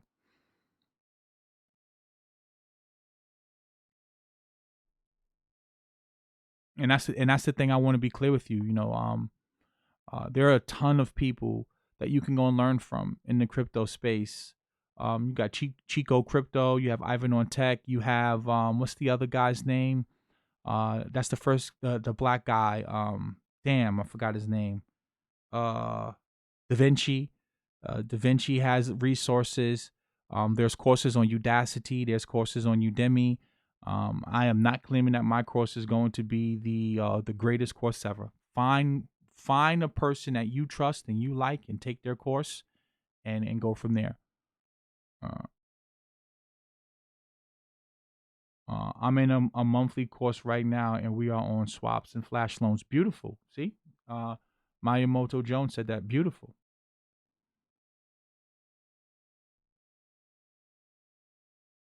Mm. Beautiful. Like I said, there's Bitcoin Tina. There is a ton of people in the crypto space that have courses. You have the Crypto Lark. Trust me when I tell you, find someone and there's nothing that Ivan on Tech knows that the Crypto Lark doesn't know. Or if you want just free information, you can go to Andreas Antonopoulos. I'll even put the information here in the chat.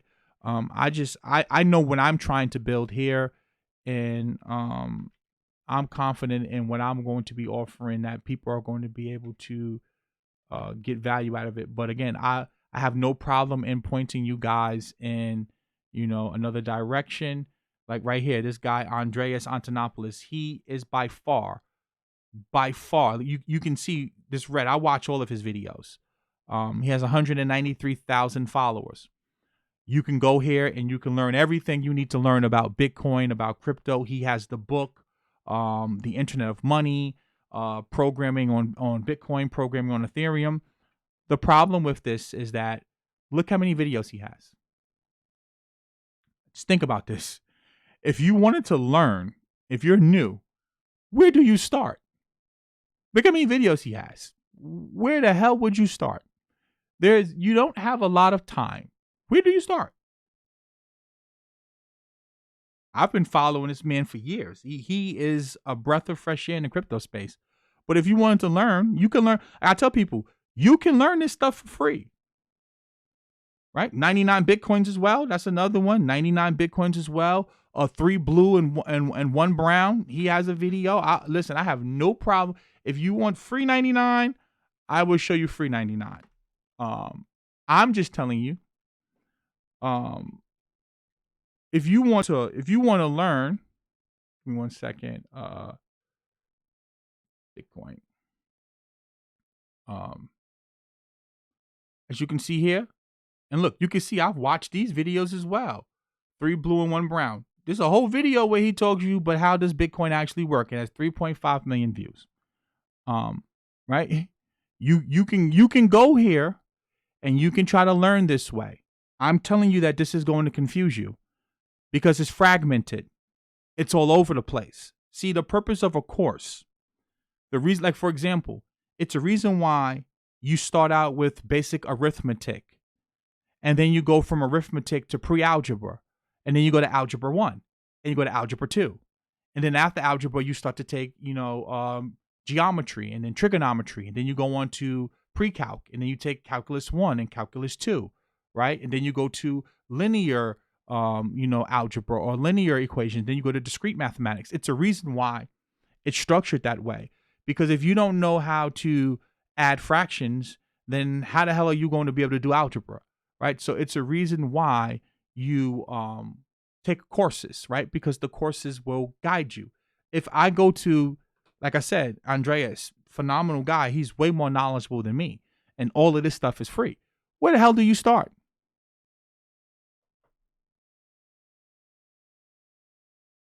Right? Where do you start?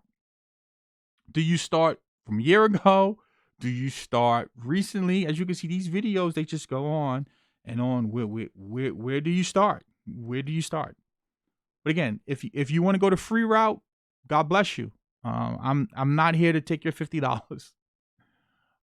But for those of you who you have common sense, and this is why we named our channel What Happened to Common Sense, you understand that there's a reason why you want to learn from someone, and you want to have the course presented to you where they're meeting you where you are, right? Where they're not talking over your head, where they're going to sit down and explain to you, what is a private key? What is a public key? How is a public key even created? What is ECDSA? What is SHA-256? What is a digital signature? How do you create a digital signature, right? What do you mean a node and a miner are both. A miner is also a node on the Bitcoin network. What is a protocol? What does open source mean? You know, you could become a Google scholar if you want to, but can you trust the source? So that's what you're going to get when you buy a course. And as I said before, guys, I'm not by any stretch of imagination telling you that my course is the best. Ivan on Tech, he has a lot of information. You want to go that route? God bless you.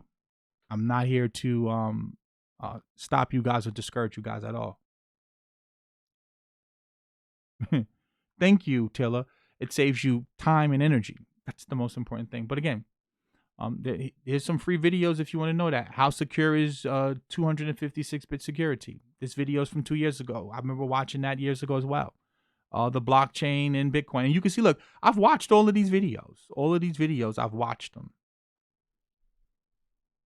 You can go and watch them as well. Problem is, like I said before, they're long videos. This video is 26 minutes. This video is 5 minutes. This video is 18 minutes. So we're talking about, that's what, 17 and 26, that's 30. That's what, 40, 44, about 49 minutes of your time. And these videos might not be what you need. And you may walk away even more confused. But if you want to be cheap, do that. God bless you. See what other questions we have here. 99 Bitcoins is really good, though. I like his work as well. Plot twist, Eli created BitConnect. I wish the people from BitConnect got rich. Trevon James and Crypto Nick. Who else was the other guy? It was Crypto Nick, Trevon James, and it was another guy. He still does marketing. He got rich as well. These people, you know, they made $500,000 to $1 million off of BitConnect. You know, I wasn't involved in it. I had enough sense not to get involved. Sonny Decree was involved in it as well.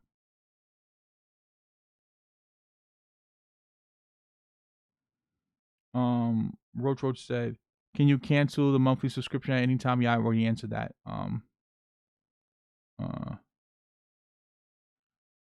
John Lycos asked, "Yeah, I like Ivan on Tech. Ivan on Tech is good." Answered that already.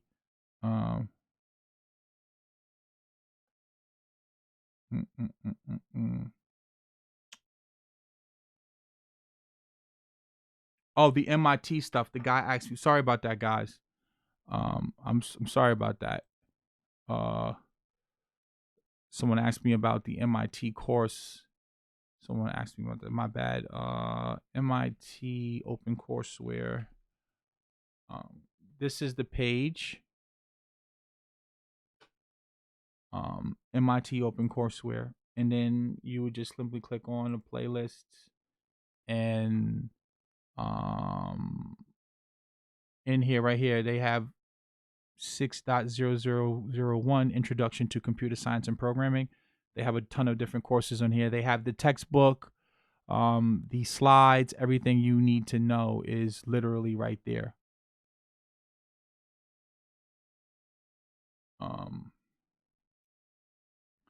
I like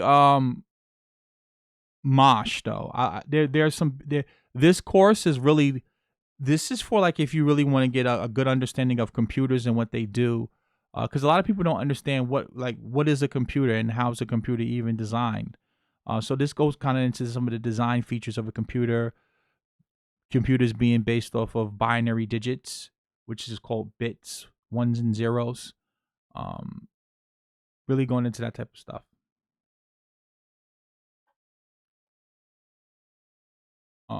The course that Leslie V Plan B. The course should be available no later than next Wednesday.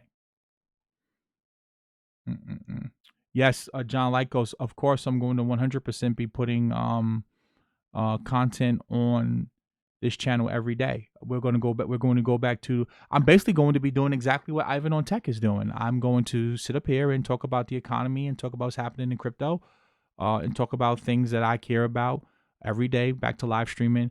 Hopefully, right now, what I'm waiting for is a piece for my green screen. That's what really slowed me up with finishing out some of these videos for the course. Like most of the videos are done, but I need another piece for my green screen to kind of fix the shadow part. And I'm gonna probably finish up the last 5 or 6 videos that I have to do for the course. Thank you, the beautiful Bernice. I'm alive and kicking. But yeah, we're definitely going to be up here making videos every day, um, for sure. But again, my thing is, as I said to you guys before, I'm a firm believer in that when you are presenting something to the public, you have to present it. You have to take your time to really present the information in a coherent way, um, that people can understand and that they can get their money's worth. So I really just, and then don't forget, I said there's also going to be an Ethereum course that's going to follow in about 2 to 3 weeks. So that was my biggest takeaway from this is that's what I wanted to do. hmm Um, and that's what I wanted to do. So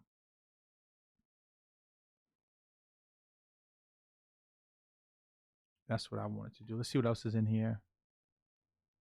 Dimitri Jean, I'm just gonna say Francis. Sorry if I said your name incorrectly. I'm bad with names. When your course becomes successful, make sure you offer the year option. Of course, I would. As I said before, this is going to be an evergreen course. We're going to constantly be updating things and improving things. I wanted to start small because even talking to you about like some economic concepts, like a lot of you ask me about like books and Austrian economics and stuff like that. I feel like by having a course and having a community like that, you can really start pointing people in the right direction. Excuse me. Um, Talking about business development as well.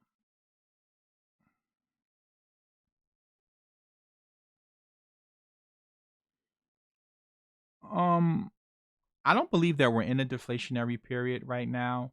And the reason why I say that is that, the Treasury just asked for another $3 trillion. I,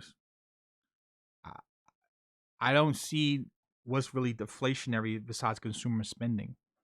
Um, to me,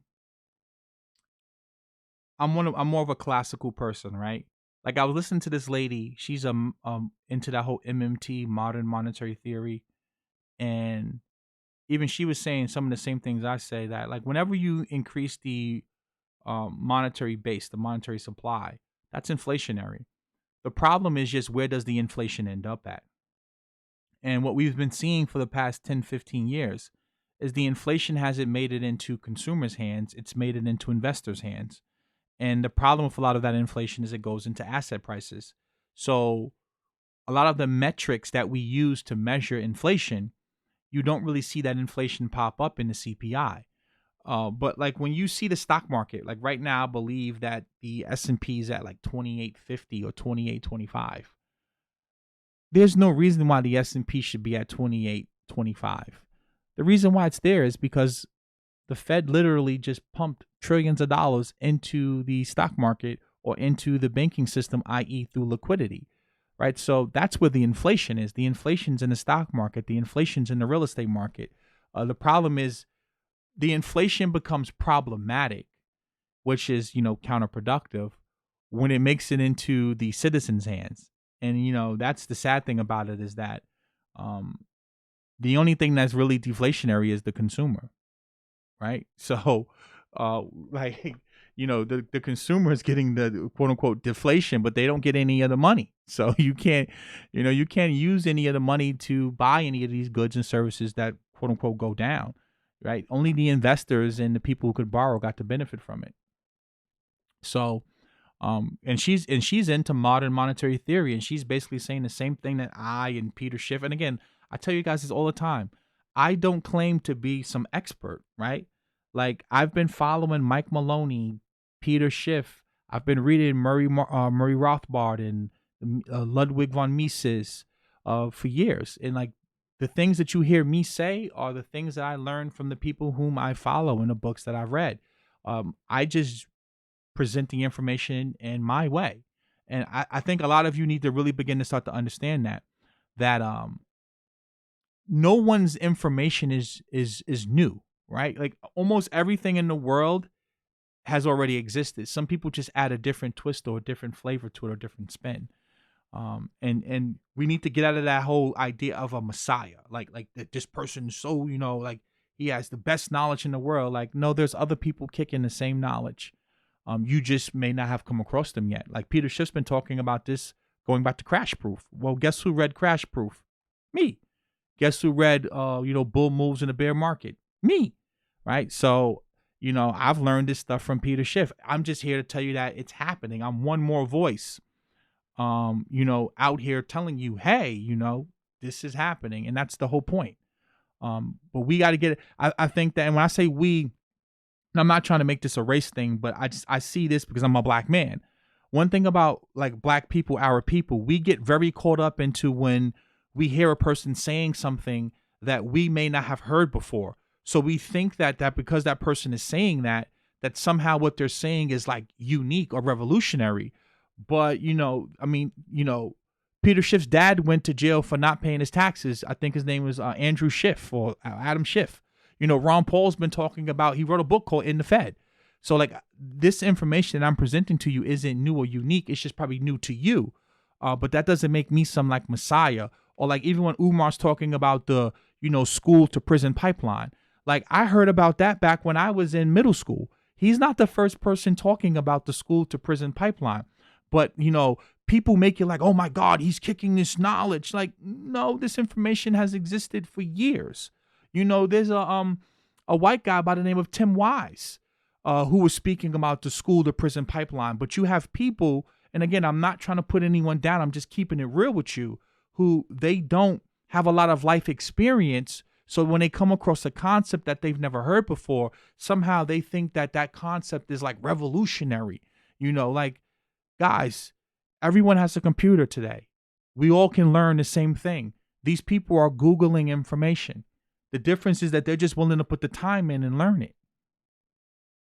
Right? That's the only difference. Like everyone has a microscope, right? Like anyone can get a microscope today, right? Anyone can go and start learning science. Like there's nothing that's like new under the sun that this person has a revolutionary, idea that no one else has ever thought about. Some people can improve upon something in a unique way, but most of this information already exists. All right. And it's just, you have to find who you like to listen to, who's presenting that information. But I never come up here and try to, claim that I am some, expert and, I'm the only guy that's talking about inflation. Max Kaiser talks about this stuff. Ron Paul talks about this stuff.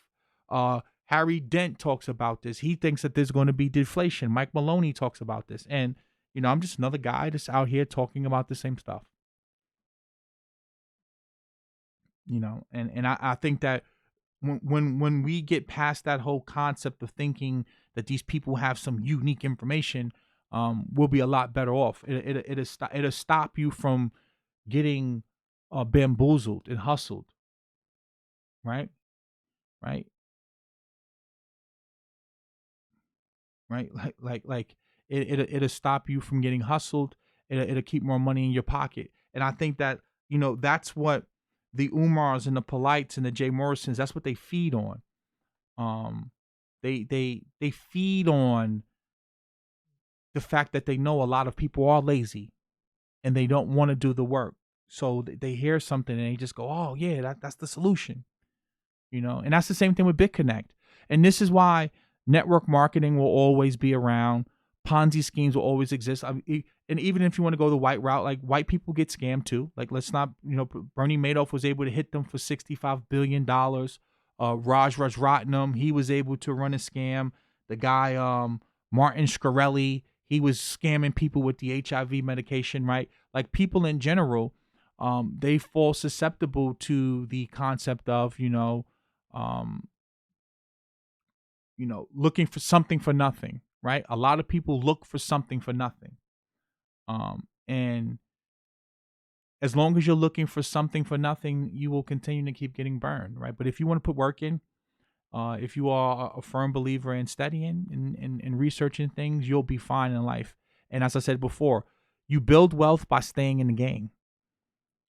I've gotten scammed.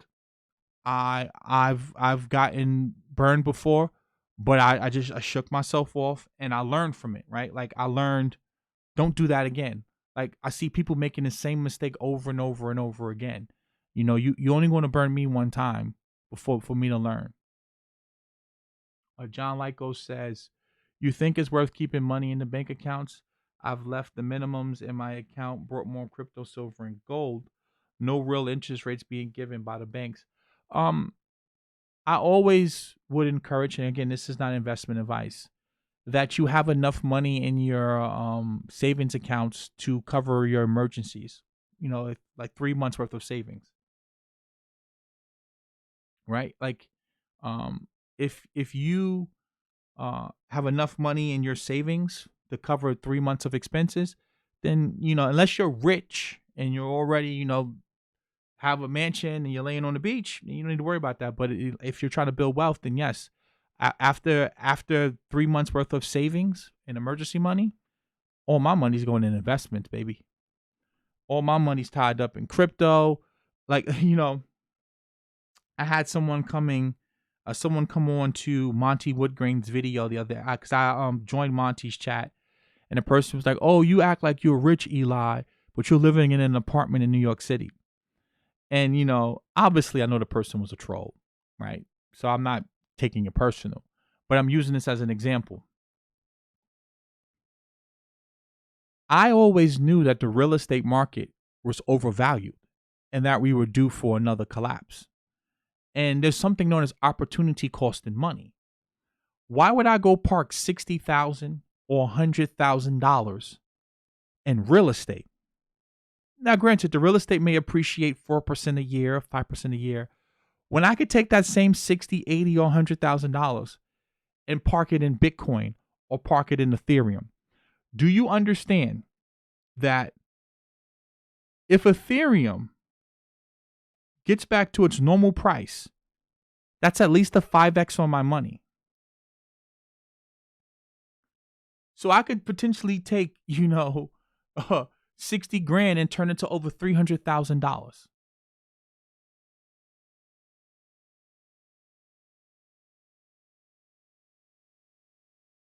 Turn it to 400,000. Why would I not? Think about the opportunity cost on that. I can hold an asset. I can hold Ethereum for the next 3 to 4 years and potentially make 5 or 6 times on my money. Right? Versus I can go buy a house and stunt on YouTube and say, "See, look, I'm successful. I have a house." Only a fool will do that, right? Smart people understand opportunity cost about money. That down payment for the house, baby, I put that in Ethereum, and Ethereum goes up to $2,000, baby. We laughing to the bank. We laughing to the bank, baby. Clap it up. Victory lap. That's the type of thinking I'm on. I'm not sitting here talking about some house so that I can impress some troll on YouTube to make them think that, yeah, Eli got it figured out because he got a house. No. That's when Grant Cardone talks about, renting. I think he calls it rent where you live and own what you own. Something like that. He says, like you own what you own or rent where you own. Something he said on Vlad, but basically Grant was talking about like, owning a house isn't smart sometimes. And for someone like me, knowing what the hell I know, look at my gold investments. Like, look how much money I've made in gold. Right? For the year, I'm up 30% in gold. For the year, I'm up over 30% in gold. If I'm up 30% in gold for the year, I'm not getting 30% a year in real estate. So that 80 grand that I have, or that I had for a house, or 100 grand for a house, I'm putting that in an asset that's going to make me money much more faster than an appreciation in real estate. That's the difference. Right? But again, you got to understand, most people, they're not on that type of wave. They're not really, in tune with that type of thinking. Right? Like they're just not. Trust me when I tell you, if Bitcoin and Ethereum goes back to all-time highs, I'm a millionaire, baby.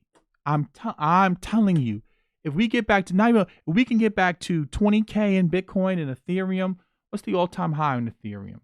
If we could just get back to the all-time high, The Ethereum was $1,400. I said 2,000. I stand corrected. $1,400.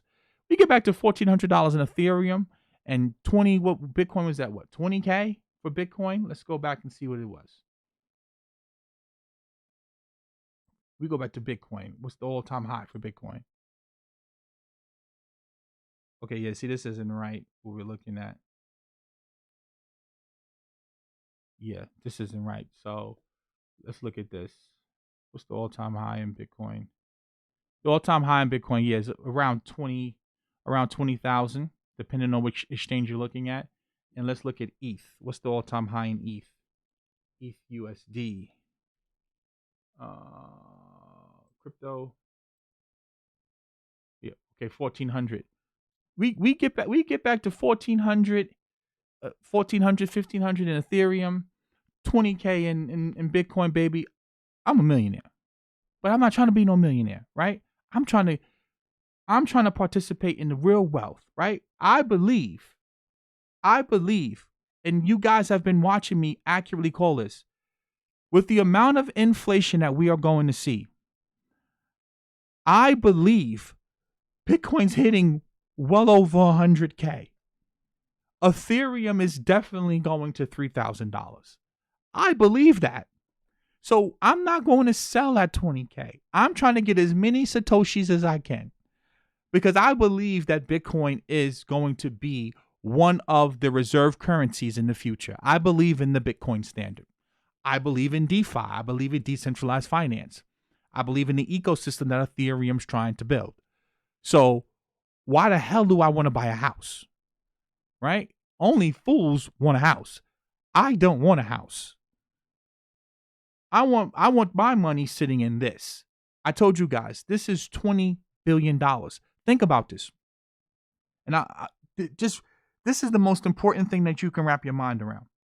Warren Buffett just had the Berkshire Hathaway meeting, right? The annual meeting. Warren Buffett is holding $137 billion worth of cash. Warren Buffett has a $137 billion worth of cash that he's sitting on for the investment firm or the investment fund. That's almost the whole size of the Bitcoin market cap. Just really think about that. One man and his investment firm has enough money to almost buy the entire Bitcoin market cap. One man.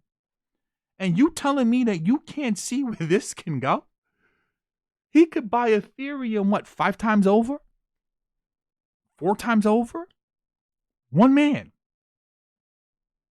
If you can't see where this is going, this is a layup. Like you ever seen like an investment that's so obvious? I remember I was sitting in college. I lied to you not. I was just broke in college. I didn't have no money. I was dead ass broke. I couldn't do anything. I remember sitting in the courtyard and I was playing with the iPod Touch. My teammate had it. And I said, yo, I guarantee you Apple's going to turn this into a phone. You could just see it from playing with the iPod Touch. You could just see it. 4 months later at the Apple Developer Conference, they launched the iPhone, the first iPhone, the iPhone 3G. Certain things you can just see it. You don't have to be a PhD in economics and finance and have millions of dollars. You can just see it. You can just see Bitcoin. You can see it. The world is awash in money. Bitcoin only has $170 billion. One man can basically buy the entire Bitcoin right now. Only a person with the government literally just printed $6.2 trillion in a matter of a day. And then the Fed came with another $4.5 trillion a week later. And now the Treasury's asking for $3 trillion more. Trillion. 6.2 trillion for the stimulus, the CARES Act, 4.5 trillion in lending and repo facilities, and another $3 trillion that the Treasury's asking for. That's one country. You don't think that Bitcoin can't get to a half a trillion? You don't think that Bitcoin can't get to 1 trillion? Because that's not counting what China's going to do with the People's Bank of China. That's not talking about what they're going to do to the Bank of Japan, the ECB. Right? All of these central banks are going to print money. That's the only way. Right? Any person with a brain can see this. You can see it. I told you they was going to print their way out of this. What you seen gold do? Boop. You know that. The entire crypto market cap, all of the cryptos combined, is $257 billion. That's tiny. That is a speck. A tiny speck. Think about that, though. Warren Buffett's sitting on $137 billion of cash. And he owns no Bitcoin. Think about this. This is one of the world's greatest investors, and he doesn't even own any. That's what I'm trying to say to you. Like if you understand, you guys, a lot of you get this mistaken. You don't have to buy a whole Bitcoin, right? There's something known as fractions. There's a Satoshi you can buy Satoshis. Just like you can have 50 cents of a dollar. You can have a quarter of a dollar. You can have 10 cents of a dollar. You can have a penny of a dollar. You can have a nickel. You can do the same thing with Bitcoin. You could buy $100 worth of Bitcoin. You can buy $500 worth of Bitcoin. Same thing with ETH, right? These coins are highly divisible. You don't have to buy $9,000 and own a whole Bitcoin. You can get $100 worth of Bitcoin. 25 is highly divisible. It's way more divisible than the US dollar, right? Stack your Satoshis. Like he said, I'm stacking my Satoshis. Stack your sats.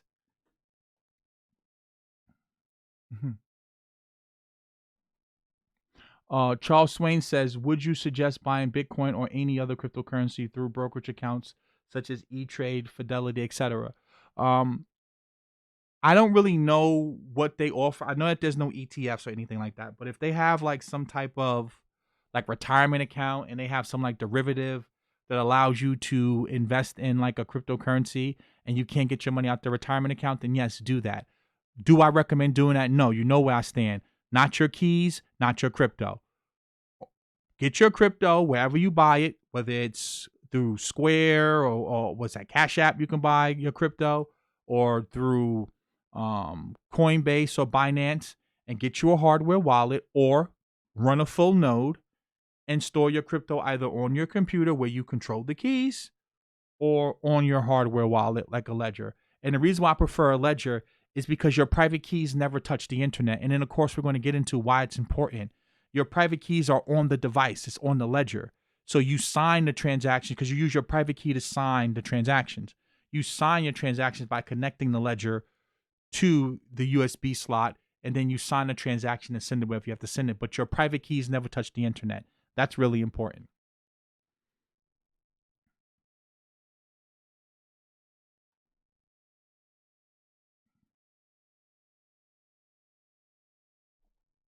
I have my bank account or transfer money to my crypto on schedule.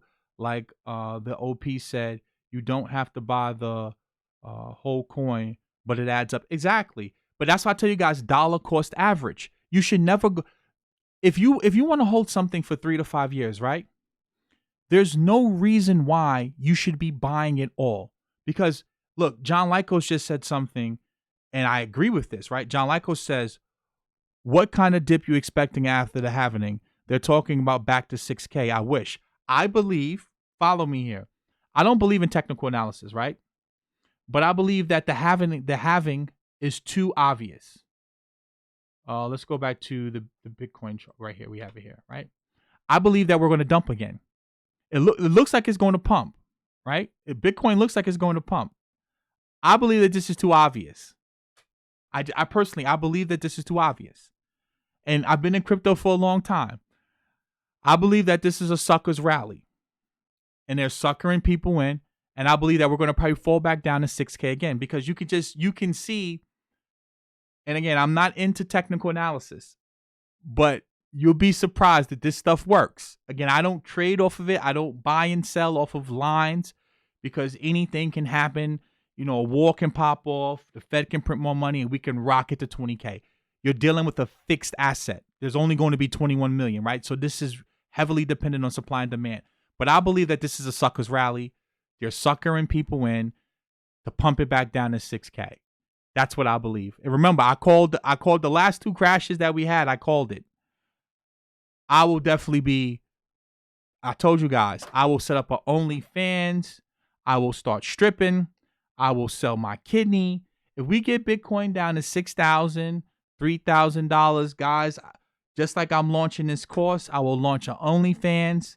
I'll charge $10 a month, and I will be buying all of the Bitcoin that I can buy. I hope and pray. I own a lot of Bitcoin. I own a lot of Bitcoin. I own a lot of Ethereum. And I'll tell you this much. That's why I tell you dollar cost average.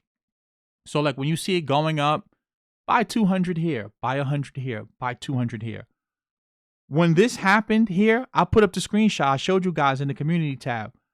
When we had this crash here, I was buying at 3,900, buying at 4,100, buying at, I was buying all of this down here. I was buying it. Same thing with Ethereum. I was buying it. And I believe that the halving is going to sucker people in. It's going to probably pump to 10K, 10,500 and drop back down. I would say, healthy 8K. Let's say that we have another corona scare. More liquidity has to be raised. We go back down here to 6K because you can see we haven't finished the triangle. We haven't finished this little wedge, right? We still have more room before we can get that real breakout. So trust me when I tell you, I hope Bitcoin crashes. The halving is, give me 1 second. I'll explain that to you right now. Because I have the clock. I'll pull it up for you right now. Bitcoin. I hate this mic being in my way. There we go. Countdown.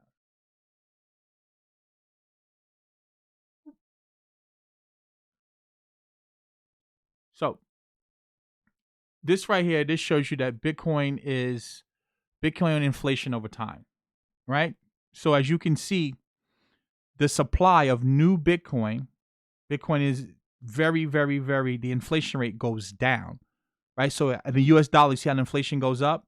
And then what happens is we begin to plateau. So every 210,000 blocks, the block subsidy is cut in half. So when Bitcoin first was created, in each new block, the very first transaction issued 50 new Bitcoin.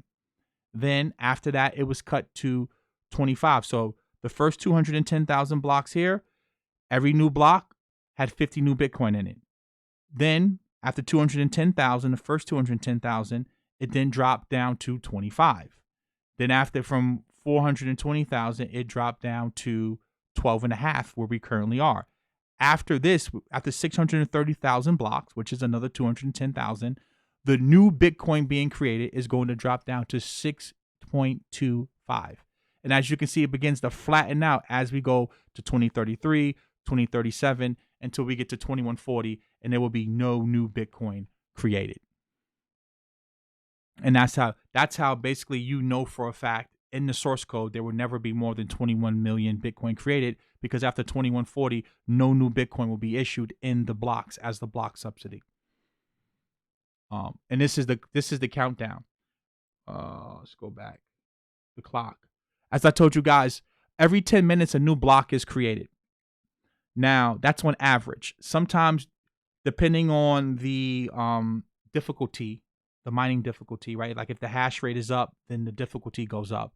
So sometimes it may take 20 minutes to find a new block. It may take 5 minutes to find a new block. But on average, it balances out to 10 minutes. So right now, on average, based upon how new blocks are being created, we're about 4 days and 20 hours away from the halving, right?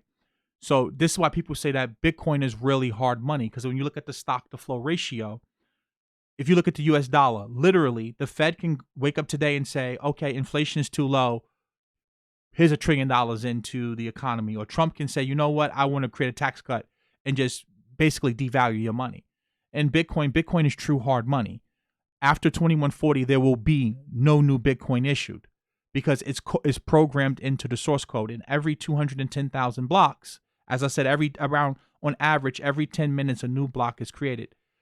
It started out as 50 new Bitcoin in each new block. Then it dropped down to 25. Then it dropped down to 12 and a half where we currently are. And then now we're going to drop down to 6.25. And that's what's going to happen here. And I'll put this in the chat so you can go and read this as well. But we talk about that in the course as well. Hold on. I'm about to print out the page. Paste. But yeah. So I believe that they're setting up the suckers. to get smacked down, and we come back down to 6,000. I told you guys that OnlyFans is going to be popping. You're going to see me on there doing some strange things for some change so I can buy me some more Bitcoin. That's what you will see me doing. And guys, get the likes up. It's 157 of you watching. Get the likes up. So I see us running into resistance, breaking above, and dropping back down. So I'll take a few more questions, see what else is going on here. I started off at $50 and now I have a significant position at exactly dollar cost averaging. This is why I tell you guys, you don't have to go all in because Bitcoin's extremely volatile. You like Bitcoin drops 30%, 40% just off of a China rumor. But if you buy a little bit over time, when it finally breaks out, because when Bitcoin breaks out, the breakouts are violent. Like when this happened, we went from 6,000 in May all the way up to, what's this, 13,000 in a matter of what? In a month? In a matter of a month, we went from 6K all the way up to 13, 14,000 in a matter of a month. When Bitcoin pumps, it pumps. So this is why you want to just keep buying. I just keep buying, keep buying, keep buying. So again, you may only buy $100 a month, $200 a month, right? This is a long-term investment. If you truly believe that we're going to 100K and you truly believe in the stock to flow ratio and the stock to flow model, and you believe that we're going to hit 100K, 150K, buying it at 9,000 or buying it at 8,000, who the hell cares? I know I don't. And that's where I'm at. And that's why I tell you guys to be at. Dollar cost averaging. Dollar cost averaging just simply mean if I buy one at 10 and it drops to 5, I buy 2, I bring my average price down. Oh, yeah, Nipsey Hussle said it. It's a marathon, not a race. Building wealth. I spoke about this in the T-Pain video. Building wealth is all about time. Like if you're in your 20s or your 30s right now, and I know that based upon the data that most of you are under the age of 40 that watch my videos. If you're investing right now, you're not retiring anytime soon. You have plenty of goddamn time. The world's not going to end. I promise you guys, the world is still going to be here. It may look different. The economy may be different. The technology may be different. But the world is still going to be here. And most likely, you will be here too. Things will be good. Things will be bad. Things will go back to normal. Things will get bad again. Understand preparation and opportunity. Stay prepared. You can never make a shot if you're not in the game. Think about baseball players. They bat 3 out of 10. If you bat 300, a little bit below 400, they'll pay you $10, $15 million a year. That means you strike out more than you get on base and hit. Right? That's just the reality. You only got to get it right a few times. You only have to get it right a few times. That's it. And then, I remember, I'm focused here on Bitcoin and Ethereum. If Bitcoin pumps, what do you think is going to happen to Tezos? What do you think is going to happen with Chainlink? It's only worth $1 billion right now. What's going to be the price of Chainlink if this is worth $20 billion? What's going to be the price of Cardano if it goes from 5 cents, right, to 50 cents? Right? Let's look at the high. The all-time high for Cardano is $1.20. We go from 5 cents back to all-time highs $1.20. How much money are you going to make? Right? You put 1,000 or 2,000, and again, this isn't financial advice. I'm just telling you how gambling works, right? Because if you're investing in these type of coins, you're gambling. But if this goes back to all-time highs and you put 2, 3, 4 grand in here, you're laughing. You're laughing to the bank. I know, because that's what I was doing a few years ago back in the bubble. I was gambling and playing around in Ripple. I was playing around in Substratum. I was playing around in Cardano because I was in pump and dump groups. And every week they was pumping a different cryptocurrency. And remember, a lot of people have lottery ticket mentalities. and they don't look at the market cap. They just look at the price, and they say, "Oh, look, Tron's only 1 penny." Excuse me, Tron's 1 penny. People are going to gamble on it. They're going to buy it. I remember Verge. Everyone was buying Verge, and then they ended up getting 51% attacked. But you're laughing to the bank. You're laughing. Atom. I love Atom. There's a lot of cryptocurrency projects here. A lot of crypto projects. I got Ontology airdrop to me. That's how I own Ontology. Decent project, but I'm starting to lose faith in them too. I really like them as well. But I told you guys, my focus is here: Bitcoin, Ethereum, and Tezos. That's the focus. And 0x.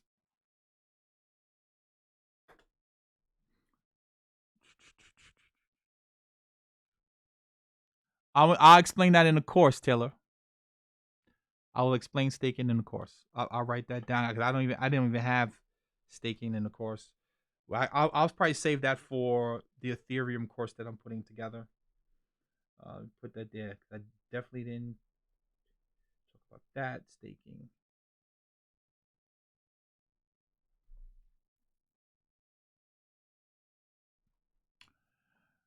So let's see if there are any more questions. Let's see what's going on here.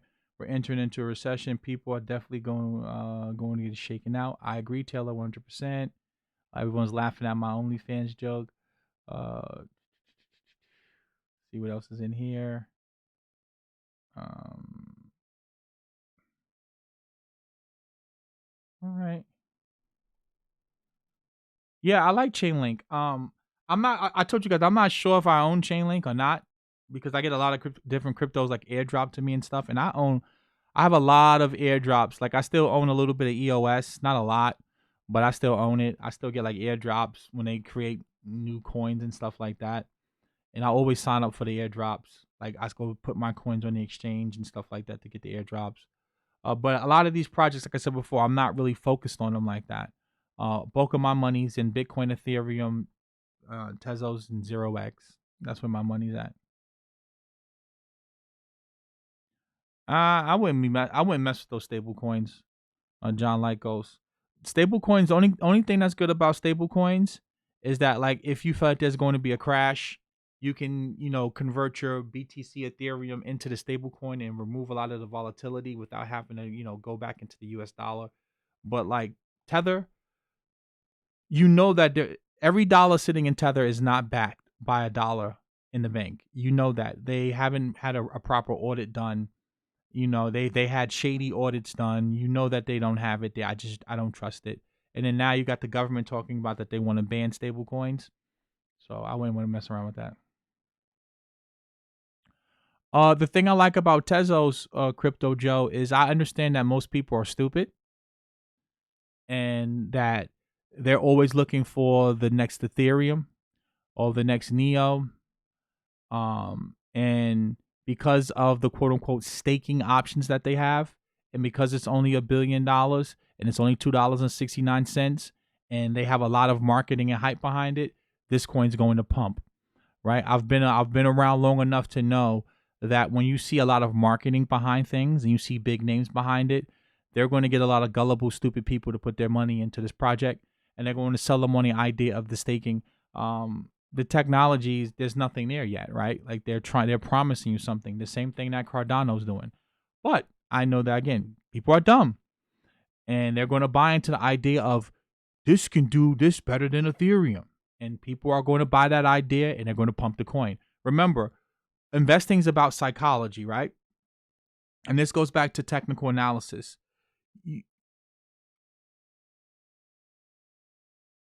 One thing about people, like for example, look at Apple. Apple is the master at psychology.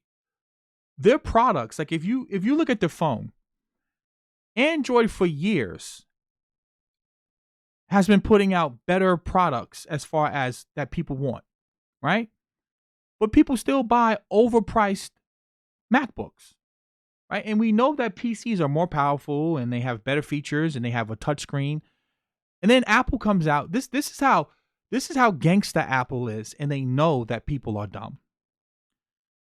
They made the MacBooks, the previous version, with the butterfly keys. The keys the keys were messed up, and people were still buying a $2,000 machine with defective keys when you can get a PC that's equally as good for half the price. But yet people kept buying it. And then Apple comes out 2 years later with the new MacBooks, basically admitting that, hey, there was something wrong with the butterfly keys, and they still wasn't giving people refunds and letting them turn their computers in. Years ago, the iPhone, if they had the antenna problem, this is when Steve Jobs was alive. If you held your phone on the side because of the metal, that you had antenna problems. They called it an antenna gate. Yet people were still waiting on a line to spend $800 on the phone because people are dumb, right? It's just psychology, right? They're not buying Apple products because they're good products or they're the best product. They're just buying it because it's Apple. That's just how some people are. And I know some of you don't want to hear that, but people are stupid like that. They will go and buy something just because it's Apple. Then years ago, they came out with phones that were very thin. And if you put it in your pocket, the phone would bend. Any other company, if they were creating defective products like that, product after product after product after product, and that was defective, they wouldn't be in business anymore. But people still were going out and buying phones that was bending in their pocket. Because people are dumb. And then you know what Apple did? They said, okay, we're going to make the phone glass. Right? We're going to put a retina display on the phone. So now, if you drop your phone, it shatters, you have to take it to them, and then they can charge you money to fix the phone. So then you know what Apple said? Okay, rather than just put glass on the front, we're going to put glass on the back. We're going to make the whole phone glass. So now if you drop your phone, not only do you break the front, but you break the back. But here's the trick. If you break the back, you can't just fix the back now. If you break the front, you have to fix the entire screen, right? The entire phone. You have to replace the entire screen, the glass on all over the phone, the front and the back. So that's more money that they make, right? That's how, because they know people are dumb, right? But people still go out and buy these phones. That's just what people do, right? Then they sell you Apple Care. They sell you the warranty. But the warranty doesn't cover most of the things that's going to go wrong with your computer after 3 or 4 years, as far as the circuits and stuff like that. And then the way that the chips are so close together inside of the board, right? Because they solder everything on the board, right? See, Apple is so ingenious. Like, they're criminals. What they're doing is borderline criminal. If you have, like, I have an XPS Dell machine, right? If something goes wrong with my Dell laptop, I just open it up and I can fix it. Like, I can, change the graphics card, or if anything's wrong with the switch or the board, I can just fix it on my own. I can replace the parts. I can add more storage space or whatever. Apple got smart with the MacBooks. They said, we're going to melt everything together. And then they get the British guy. He comes on there with the sexy British voice, and he says, aluminum. We have the A5 chip that can do all of these different things, and it's encased in aluminum. And people go and say, I gotta get the new MacBook. But you can't customize or upgrade the MacBook because they melt everything together. And then because of condensation, when you go to take it, and then after 3 or 4 years it starts working, they say, oh, it has water damage. But yet people still buy MacBooks. So my whole point of going on this rant is that's psychology, and Apple understands people are dumb. You can treat them bad and they will still come give you their money. They will still come give you your money. So talking about investing in Tezos, I know that many people are sheep, and the names behind Tezos, when they get on Twitter and they start pumping it and they start talking about, oh, this coin has these staking rewards, and it's staking, and they have this smart contract feature, and think about insurance on the blockchain, and think about health insurance on the blockchain. People are going to go, yeah, even though they don't even have the tech yet ready, people are still going to run into it, and they're going to say, look, it's only $2, whereas Ethereum is $200. Right? That's people.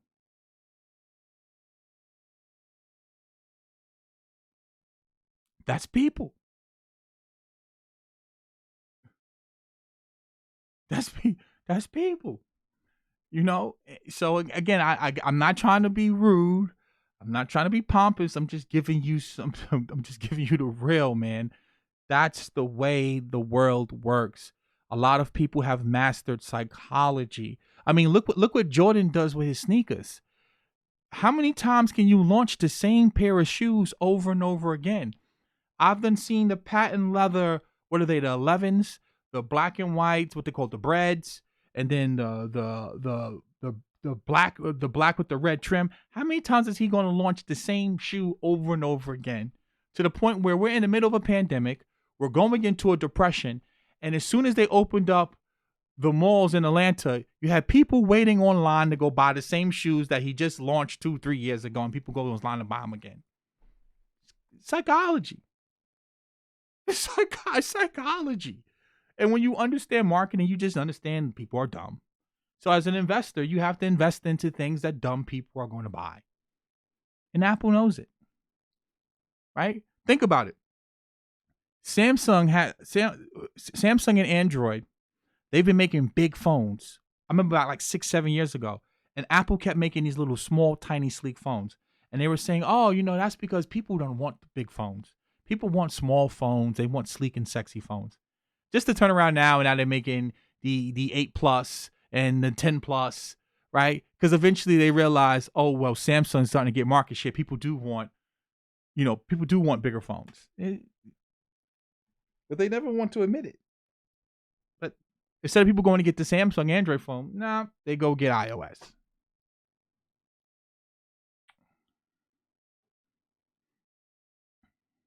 Yeah, Rashid is right.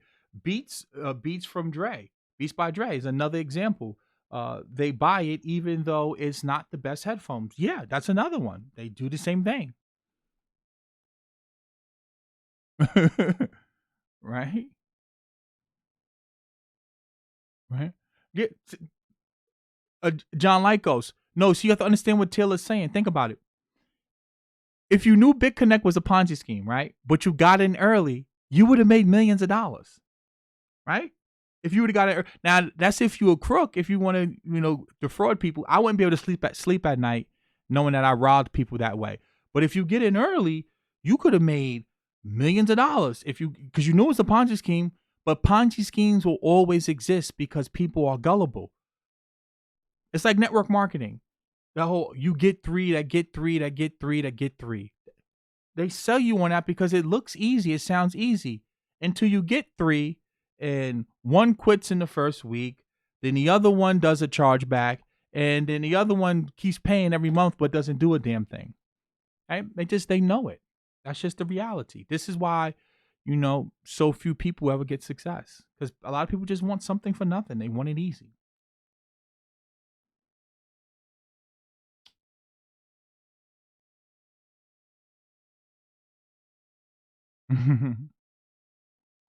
But yeah, the thing with the sneakers was embarrassing.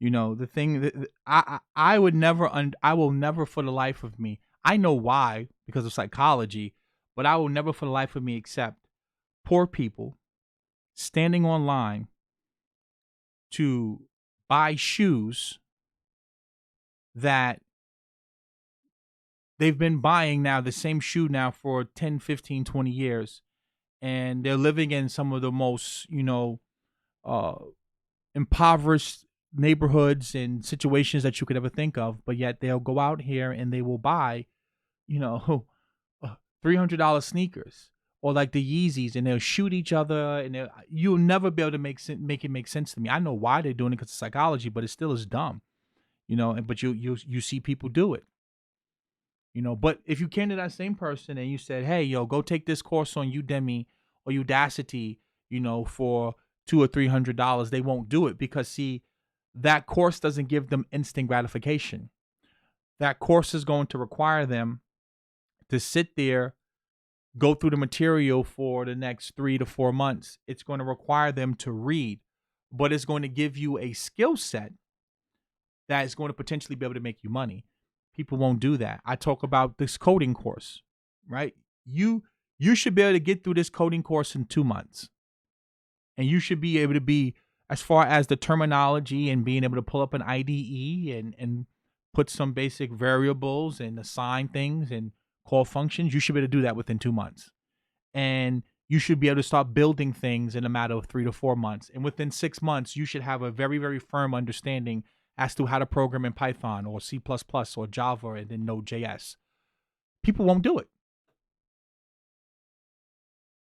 right? Because that would take you time. That takes time. That takes dedication. That takes you sitting here in front of your computer every day, going through this course that's hard. But by you taking that course, maybe be able to land you a career that can make you anywhere from $80,000 to $100,000 a year,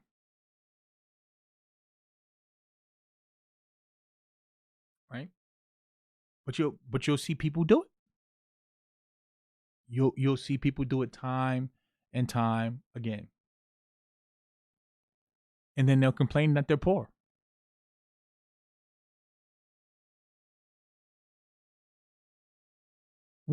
100%, Miyamoto Jones, 100%. Um, that and see that goes back into, I was talking to you guys before about Westworld. Really, really good show, really good show, and that goes back to the Matrix as well. Like when they gave Neo that pill.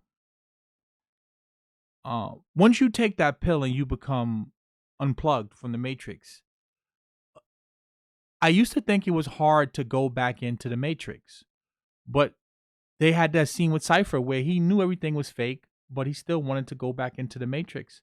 And you have a lot of people who claim to be woke. Um, you have a lot of people who claim to be woke, but they always want to go plug back into the Matrix, into the machine. And Westworld, it's all about loops. Like if you go to from the first season to the third season, and like, yeah, I think we just finished season 3 now, and they were talking about loops. And the guy like how the Insight machine had people on loops. A lot of people live their lives in a loop. They get up, they go to work, they get paid, they blow their paycheck. They get up, they go to work. A new cell phone come out, they go spend their whole paycheck on a cell phone. They get up, they go to work, they go hit the bar. Friday come, everyone's hitting the bar, everyone's hitting the club. Hungover Saturday morning, go eat crappy food, and they just go and they operate in these loops over and over and over again, because you know, a lot of this stuff is programmed, and a lot of people, like I said before, they buy into that programming. New pair of J's come out, gotta get them, and people live their lives in loops. So when you see these shows and stuff, the reason I brought that up is that there's a lot of truth to that, but there's also some people who prey on that, or who influence that behavior, and it's a way of controlling the masses and keeping people dumbed down. And some people, it's sad to say, but they just like dumb. They like doing stupid stuff, and they accept it as just this is their culture, this is their behavior.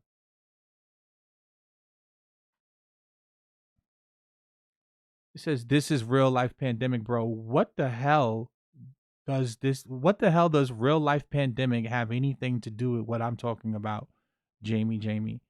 Like, I don't know what the hell you're talking about. I'll try to give you the benefit of the doubt, but it's clear that you're a troll, so you're gonna get blocked. You just been saying stupid stuff all night.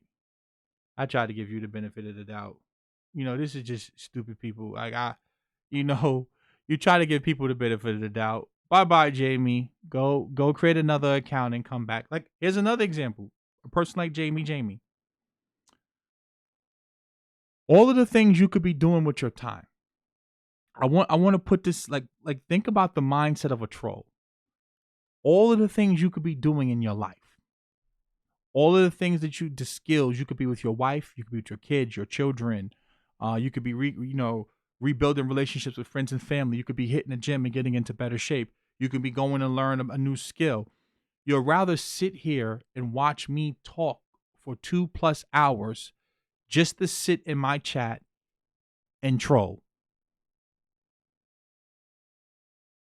If that's not a hell of a loop that you're living in, I don't know what is. And I guarantee you what Jamie's going to do is Jamie is so enamored with me, right? He's so intrigued that he's going to create another profile tomorrow or next day or whatever to come back to sit in a chat to troll again just to get blocked again. This is what I was telling you guys about people who live their lives in loops. And they'll sit here all day long and this is what they'll do. And then you wake up, 5 years has passed by, 10 years has passed by, and nothing's changed in your life. Nothing's changed in your life. Same thing with the sneakers. Every 2 weeks, a new pair of J's will come out. And you'll wake up and you'll go spend that because $200 or $300 isn't a lot of money, but when you're poor, it is. And you'll wake up and you'll have a lot of J's. You'll have all of the fresh gear, but you'll be in the same spot you was in 5 years ago.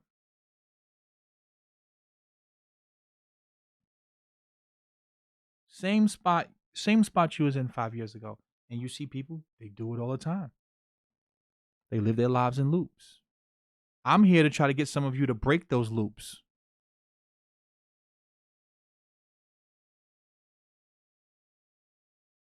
I'm here to get you to break a loop. Try something different. Go and fail.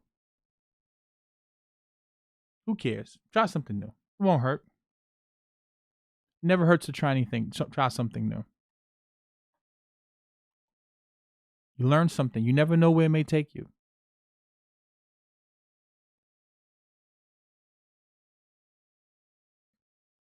No, Aaron Lamb. I know that they pay people to troll people. I don't believe that I'm big enough to be trolled in that way yet. I believe that it's a lot of those ADOS people that have been trolling me, and the Boyce Watkins people, and the Jay Morrison people, and the Umar supporters. Those are the people who have been trolling my videos. Now, I spoke about it before about like farms, how people get paid. I did a video about that, how China pays people to spread propaganda. But a lot of people just don't like me because I am the opposite as to what they preach. And that's why a lot of people don't like me. Because they want you to believe that as a black man or woman, because we face a lot of trials and tribulations in our lives, that somehow we have to succumb to them. And I'm here to tell you that our ancestors didn't do that. Our ancestors dealt with their problems. Our ancestors didn't sit around on the internet, or imagine if our ancestors didn't fight for the little bit of things that we have now. Like I see my grandmother, and I used to listen to my grandmother tell me stories about how she used to have to walk, 7 to 10 miles to get to school. And I used to think that, like, when you hear something like that, you think like, oh man, that's a joke. And then you go down there and you see like the conditions. Like when I went down to Alabama for the first time and I seen the living conditions, and these were quote unquote modern compared to when my grandmother was born in 1936 during the Great Depression, the year of the Great Depression. And you see the conditions that my grandmother came from, and you see what she was able to build. I'm not saying we have it perfect, but we don't have it nowhere near as bad as they had it. So, do we have it hard? I mean, a black man just got gunned down in, I think it was Georgia somewhere, running down the street. Do we still see racism? Of course we do. Does white supremacy exist to a degree? Of course it does. But there's also opportunity, right? And there's no way that I'm going to sit up here and listen to you preach to me for 2 hours about how I got to get on code and all this kind of stuff, because I know that that's not going to bring any solutions to my life, right? I'm focused on solutions, baby. I don't want you to. I could never sit up here and listen to a Michi X, mother F me today, mother F that, mother, be this and be that and F that, what does that solve? You know what I'm saying? What does that build? That doesn't build nothing, right? That's just a bunch of empty rhetoric that gets you feeling good, and I don't buy into that, right? The course should be here by Wednesday, Rashid Rourke. It's going to be $50. Something very, very simple. The first thing is going to be about Bitcoin, and then after that, in about 2 weeks, we'll launch the Ethereum portion of it. So, and again, and it's going to be a 7-day period. You'll pay as soon as you buy the course, but after up to 7 days, if you don't like what's in the course, you can get a refund. But yeah, I can never do that. Um, yes, John Lycos. I speak about that in a course. About the NSA portion of it, right? the when you understand open source software or open source technology protocols in general, I want you to think about this for a second, right? There are people who they have PhDs, they have hundreds of millions of dollars invested in this technology. If there was a back door in it, right now, there's 170 billion reasons why you would want to exploit that back door. Think about it. There's 170 billion reasons right now that if there was some back door, you mean to tell me only the government can exploit that back door? You don't think that China, and again, I'm not being sarcastic towards you, right? I'm just talking in general. Like when people talk about like the CIA or the NSA, you don't think that China has their own version of the CIA and the NSA? You don't think that Russia has their own? So you mean to tell me all of these smart people in the world, if there was some backdoor to RSA or to SHA-256, don't you think they would have exploited it already? I mean, there's 170 billion reasons why to do that. Now let's take it a step further. This is the same government. Remember, years ago, the FBI, they subpoenaed Apple because they couldn't get into someone's iPhone. Just think about this, right? This is the FBI. They were mad because they couldn't get into the iPhone because the iPhone didn't have a back door that they could exploit. So they wanted Apple to exploit it. And this is the FBI that couldn't get into the guy's phone. Now let's take it a step further, right? This is the same government that they can't even launch an unemployment website without their website crashing. This think about it. Just really start spinning your wheels in your mind. So saying to yourself, this is the same government that they can't even make an unemployment website that won't crash. They can't even have the stimulus package without it, falling apart. But somehow that this government, they have this technology that they're sitting on that they just waiting one day to, break Bitcoin. Like that just doesn't make any sense. Now go back to the Enigma machine with the Germans in World War II. Remember, they had to go get Alan Turing and his team to come and work with the government to crack the Enigma machine. So it wasn't like the government, like when people say, oh, the government built this through DARPA. No, the government has to go to the private sector to go get smart people out the private sector to partner with the government. The technological advances come from the private sector, and they get smart people from the private sector to come work in the government to create these technologies. The advancements is happening from the people in the private sector. Remember, Alan Turing, they had to go get him to crack the Enigma machine. It wasn't like he was just a government employee. Right? So you gotta you have to start thinking about that stuff and really putting that stuff together. And then when you start to study computers and you start to study cryptography, you begin to start to understand that, as I told you guys before, the fastest computer right now, not quantum computer, but just regular computer, they can do computations 2 to the 56th power, right? Well, with SHA-256, we're talking about 2 to the 256. And remember, every time you increase the exponent, you're doubling the amount of time, the amount of resources, and the amount of energy.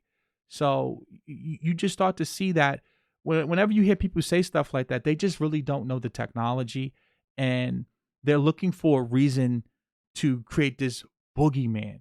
Remember, when you see, like, when you hear about the Illuminati, or you hear about the Bilderberg, or the Trilateral Commission, all of these different, agencies or groups or whatever, these are private people. These are not government people. They tell the government what to do, right? It's always been like when you hear about the Rothschilds and the Wahlbergs, those are not people from government. Those are people from the private sector. Those are private people who tell the government what to do. The government doesn't have anything. The government has to go. The government gets told what to do by the shadow people, right? By the power brokers. So, like when I hear about the NSA, NSA has nothing. Right now, do I believe that in the next 5 to 10 years, a computer is going to exist that's going to be able to crack SHA-256? Absolutely.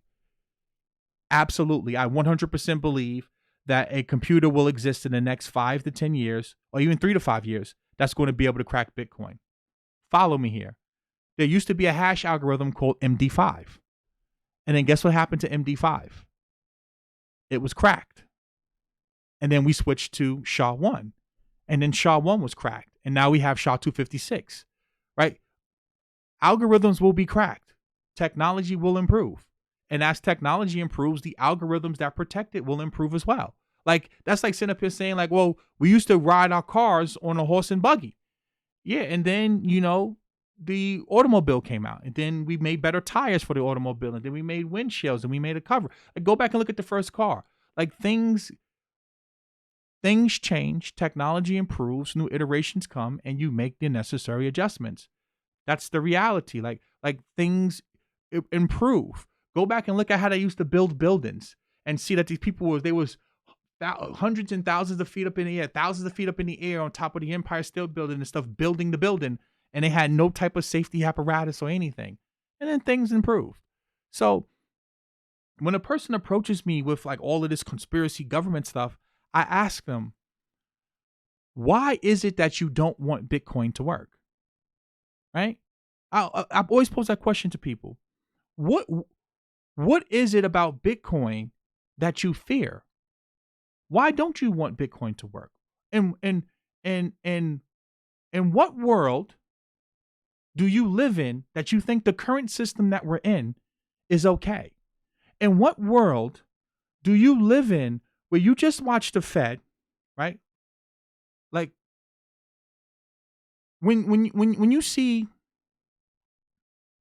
the atrocities that was committed against black people, going back to redlining, going back to Jim Crow, just going back to all of this stuff.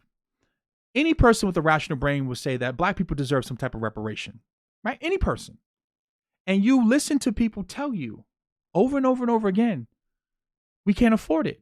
The country's broke. We just can't give it to you. Who do we give it to? They come up with all these different excuses.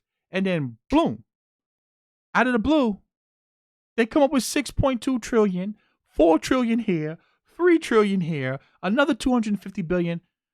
What does that tell you? Really think about that. That tells you that they can print this money out of thin air like they've been doing. That's not a just system. When they can go to war with a country just because they want to, they just do it. They don't care. They just do it. That tells you that there's a system that's flawed. That's a system that's corrupt. That's a system that you don't want to be in. When you watch rich airline CEOs make $12 million a year by buying back their stock, by basically straight up committing fraud. What they're doing is straight legal. They're doing financial engineering, which is a nice way of saying fraud. And they literally buy back their own stock and pump the price out and pay themselves bonuses. And then the company gets on the brink of going bankrupt, and they can go to the government and hold them hostage and say, hey, you got to give us a bailout.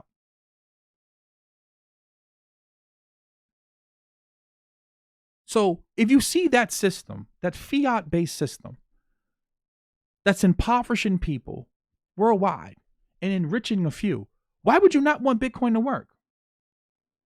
Right? So when people tell me that, like, oh, Bitcoin's a scam, or, Bitcoin's created by, why would you not want Bitcoin to work? Why do you want the current system to exist?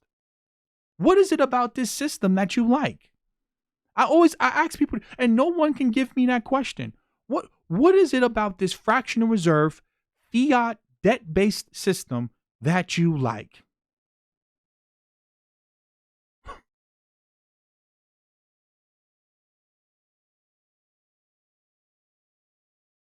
And then when you ask, they can never give you a good answer, right?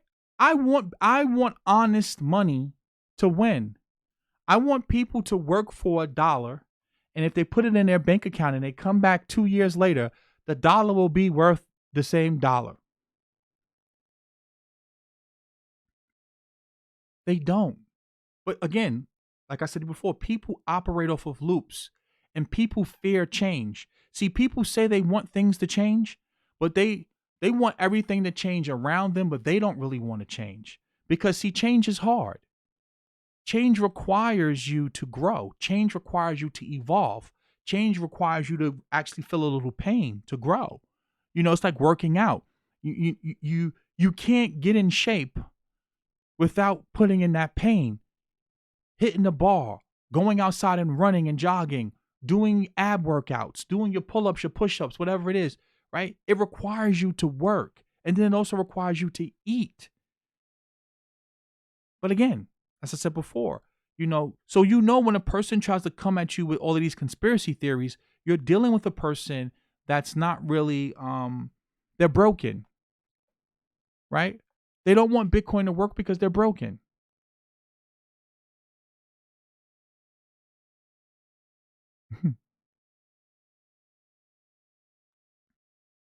And look, listen to what Tech Inc. is saying.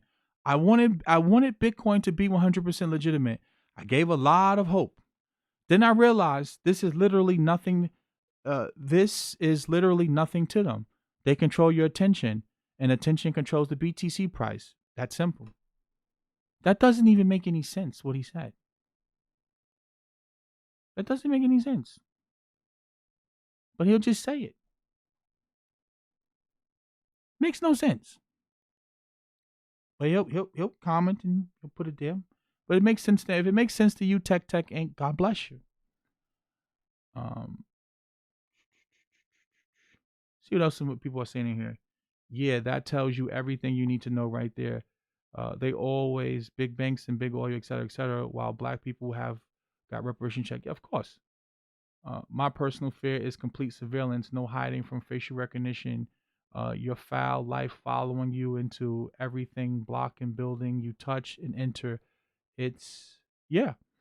John Lycos, that's where we're going, and again, I keep talking about Westworld or like even like the Matrix. Like that's what Westworld was about, like with your pearl and how you're in a simulation, and they're watching and tracking. It's like you're like in a jail. You're in a prison. And the sad thing is people enjoy this prison. I say this all the time. If you go back and read 1984, like George Orwell was basically saying how people would rebel against surveillance and, they wouldn't want it. And today you see people, they record their entire lives on their smartphone. They record themselves having sex on their phone. They record themselves getting into fights, doing drugs, half naked. When they go out to a dinner, like literally they do everything on their smartphone. They enjoy being slaves. People today enjoy bondage. They enjoy it. They enjoy the loops and the predetermined destinies and routes that they are put on. They enjoy it. They love it. They revel in it to the point where, as I said to you before, like your phone is watching you. I case in point, I remember when I was talking about Macy's, right? That Macy's had a sale. I didn't Google this or nothing on my phone. And then out of nowhere, an ad popped up on my Instagram for Macy's. The phone is listening to you. And then guess what they came up with 2 years later? Alexa and Siri. These phones been listening to you. They've been listening. They've been listening to everything that you say, everything everywhere you walk. And then now, like even with your iWatch, like it tracks how many steps you walk, how fast you can run. Literally, your phone knows more about you than you do.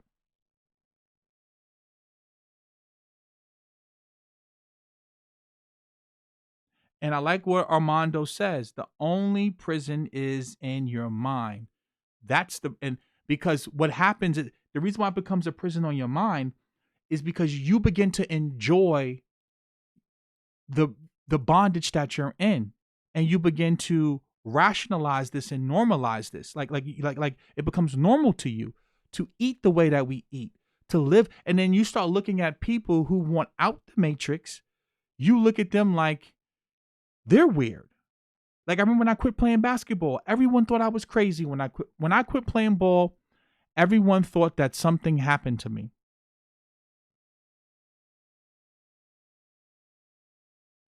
Right? Everyone thought I was crazy because I spent my whole life in that loop. And I woke up one day and just said, I want something different. And everyone thought I was crazy. Oh, he quit to go do a pyramid scheme. And then they start making up all these rumors about you because people live their lives in loops and they try to rationalize this, and you can't rationalize the things that's happening. It's not normal. It's just not normal the way that we live our lives. Like, even the foods and stuff that we eat, a lot of that stuff's not healthy.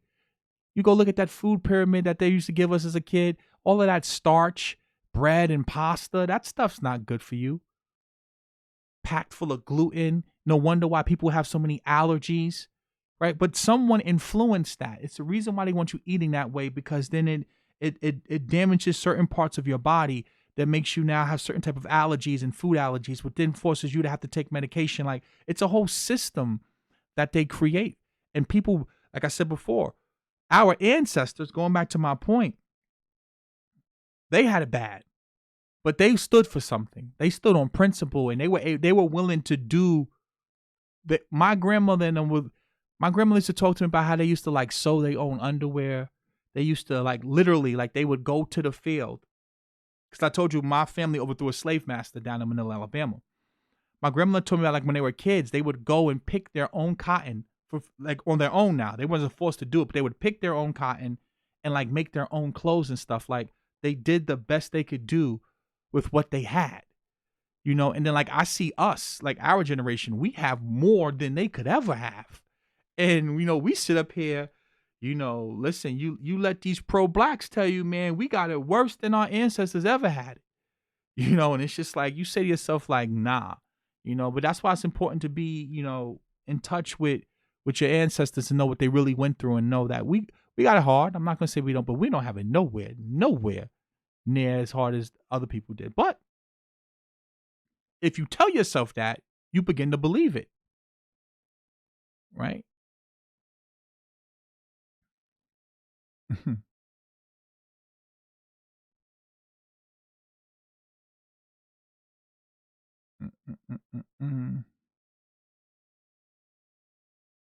um,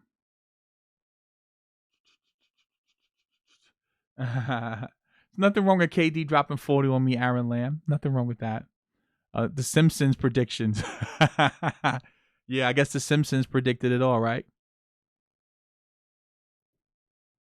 Um,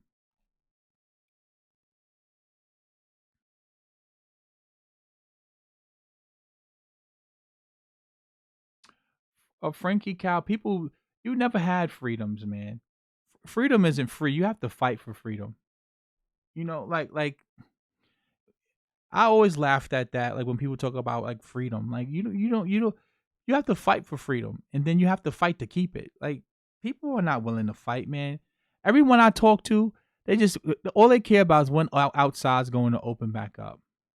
People don't care about like uh what's going to happen after this is over, if they're going to force you to take a vaccine. Thank you for the donation, Isaiah Jefferson. Most people, and I think Jim City gave me a donation earlier too. Thank you for that as well. Most people, they don't give a damn about that. You know what they care about? When's outside going to open back up? That's it. So that's why I said I gave up a long time ago. Um, you know, playing into that game. Like, I gave up a long time listening to people, and that whole revolutionary mindset. These people, they're not trying to start in a revolution, man. They're stuck in loops. Like I told you guys, these people are stuck in loops. That's it. Um, Thaddeus Johnson, you know how you know what freedom is? Freedom is when you feel like you're in control of your life. Freedom is when you can make decisions and truly know that they're decisions that you're making for you, not something that's influenced or forced upon you. One thing about humans, we have a distinct ability to naturally feel things and adapt to things. Like, for example, lying. Look at a kid. Look at your children, for example. At a certain age, kids naturally develop the ability to lie. Naturally, instinctually, they develop the ability to lie. You don't have to teach a person how to lie. Um, Feelings, pain, sorrow. Like, no one teaches you how to feel sad. No one teaches you how to, be happy. Like, these are just things that naturally you develop in yourselves. And it's the same thing as, freedom. You know how it feels when a person is doing something wrong to you. You can feel it. And like the guy says, freedom is responsibility, buddy, right? Freedom is something that, again, it's voluntary to do certain things. Voluntary, not by force. Like, think about a state like Oklahoma, or I think it was Nevada. They have what? Less than 1,000 cases of the virus? Less than 1,000. Why are they on lockdown? Why are they on lockdown? They have less than 1,000 cases. Their population isn't dense enough to see a spike. Why are they on lockdown? Look at most of the rest of the country outside of New York, California, Chicago, densely populated places. Why are they on lockdown? Because people want to take advantage of those things, right? You should have a choice if you're living in those type of states, whether or not you have to shut down or not. You should have a choice, right? But again, freedom isn't free. And freedom is something that, just like you have to fight for it, you also have to fight to keep it and to improve it. There needs to be rules. You can't have complete anarchy, but people should have the right to choose what they want to do with their lives. They should have the right to choose.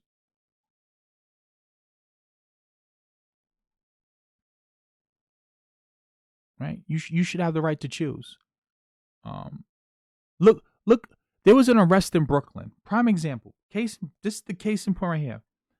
No, it was an arrest in Manhattan where the police officer walked up to the guy, threw him to the floor, punched him twice, and slapped him in the face. Think about that. For no reason. Just because he could. Right? Just because he could do that. That's not a fair or just society.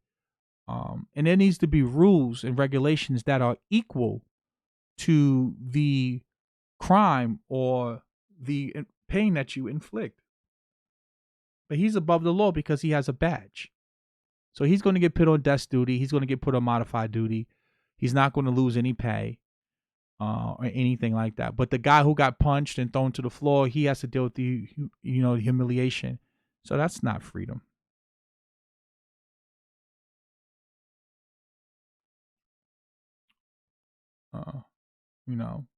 And as I said before, we're really going down a dangerous path, and this is why I really think it's important to really try to promote things that take power away from the few. Yeah, and then John Lycos, and then if you sue, even if you win the lawsuit, the taxpayers have to pay that. So do the police actually have to, like, are they actually being held accountable? I guarantee you, if you started docking their pay, I guarantee you that if that money had to come out of his pension plan, I bet you they would think twice before they throw you on the floor. I bet you they would think twice before they go and falsely arrest you.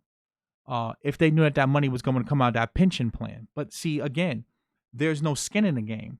And I think in order to have a fair and just society, in a free society, everyone needs to have skin in the game. And Nassim Taleb has a book about that skin in the game, because now it forces you to operate in a way that is transparent and honest, because you know that if you make a mistake, you will be held accountable for that mistake. And I think that that's one of the biggest things that we miss, going back to having honest money. Like if I know that I'm going to get bailed out, I don't have to be honest. I can lie, I can cheat, I can steal, because I know that I'm committing a white collar crime. And I know that even if I go to jail, I'm going to keep most of my money, and I'll do 2 or 3 years and I'll come back out like Martha Stewart did. There's a problem with our system from the top to the bottom. And once people lose faith in institutions, you know what comes next.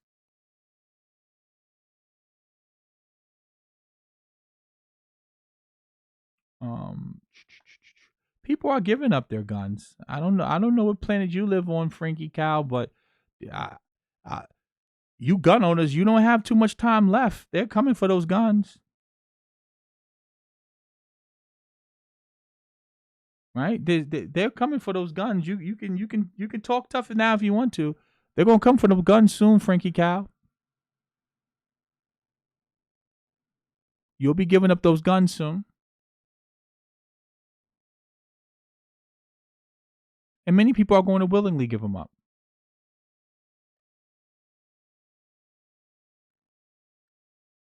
After people want outside to open up so bad, man, people are gonna be waiting online to take that vaccine. I promise you, people are going to be online to get that vaccine. People are going to be waiting online.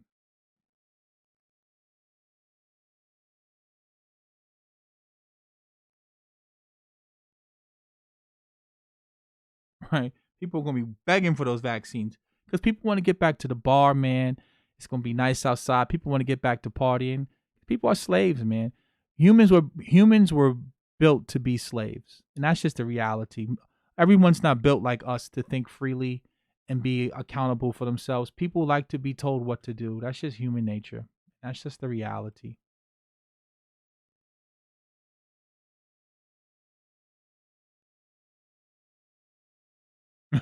Of course, John Lycos.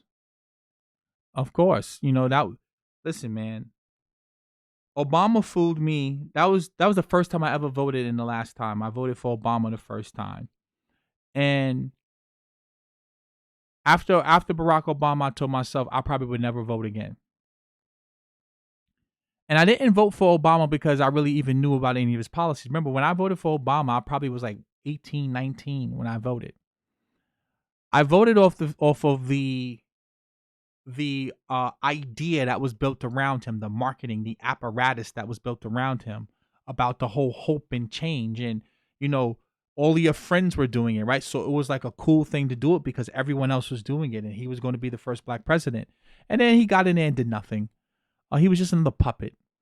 And I always told myself that, and you hear Yvette say this a lot too, and I agree with her when she says this, that voting is an exchange, and that you need to be providing me with something that's going to earn my vote. Politicians don't earn votes anymore. They make promises, and they break the law to win elections, and they supplant our rights, our freedoms, our economic opportunity. They bring in a bunch of illegal immigrants, people who will take and accept these subhuman standards that they have us living in. So I'll probably never vote again. Never vote again. I was going to vote for Ron Paul. I was very, very close to voting for Ron Paul if he would have got the nomination. But obviously, Ron Paul didn't get it because he was the only politician to me that ever made sense. And the reason why Ron Paul made sense to me is not because what he was going to give you or do for you, but because of the concepts and principles that he stood by. Basically, he was going to get out of my way. And if the government can get out of my way and let me keep more of my money, then I'm happy about that too. So Ron Paul was the last politician I had faith in.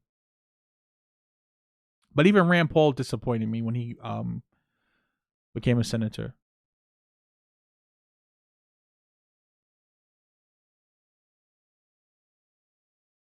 Um,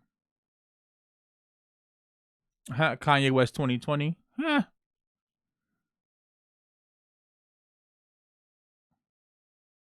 Big money forced his hand. Obama did what he was told. Exactly. Uh, Yeah, I was John Lekos. I was 18, 19 years old. I was a freshman in college. I had no idea about, politics and none of that stuff, right? Young Jeezy Count with a song, "My president is black, my Lambo is blue." And I'll be goddamn if my rims ain't too. And I, then he put Nas on the remix, and I voted. I didn't know no better. I was a Pookie. I was a Pookie and Ray Ray from the hood.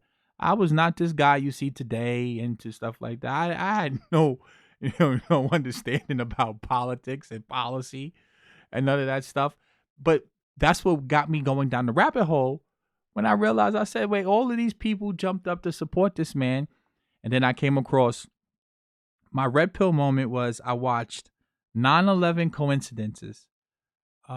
Then I watched Luke Radowski or Radowski. I forgot his name. I watched a couple of documentaries by him.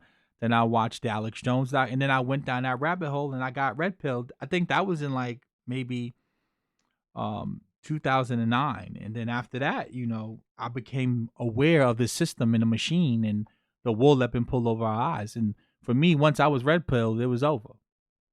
And I realized how they infiltrated hip hop and pop culture to because I used to always wonder like I told you guys before when I went to the boarding school in Andover, New Hampshire,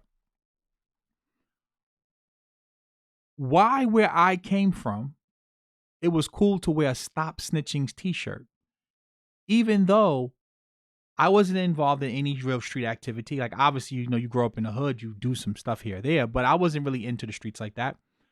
But like where I came from in Harlem, like a Stop Stitching T-shirt was cool. And then I go to a boarding school all the way up in Andover, New Hampshire, and I wear that Stop Snitching T-shirt, and I feel so out of place, right? That's because that stuff was, it was ingrained in you to dress that way and to talk that way and to act that way.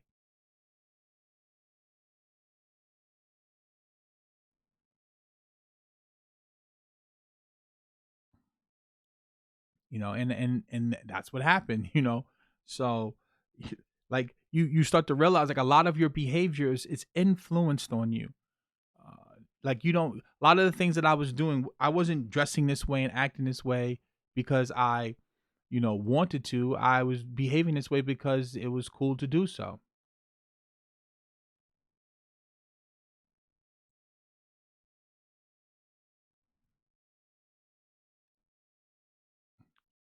was born in '89. Abner.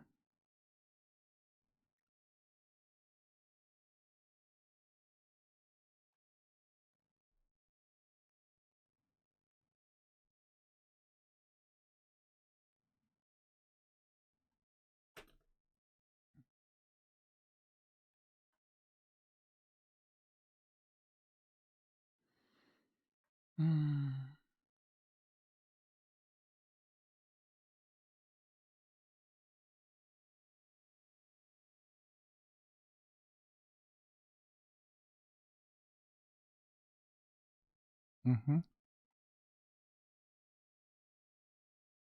Yeah, they control you through propaganda, and they control you through the way you think.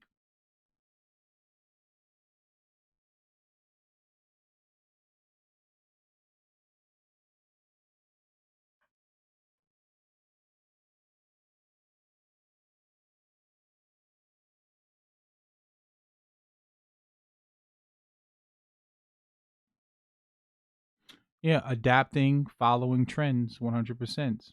100%.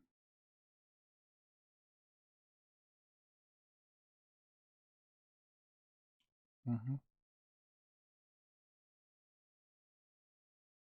and that's what got me into the whole voting for Obama and um it's slipping my mind. Been talking for 3 hours.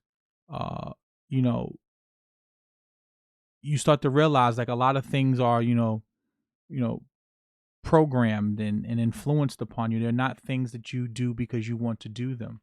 You do them because uh, your environment made it cool to do so. And again, that goes back to feeling, right? Like you would feel left out if you didn't wear the Stop Snitching T-shirt and you didn't wear the basketball jersey and stuff like that. Um,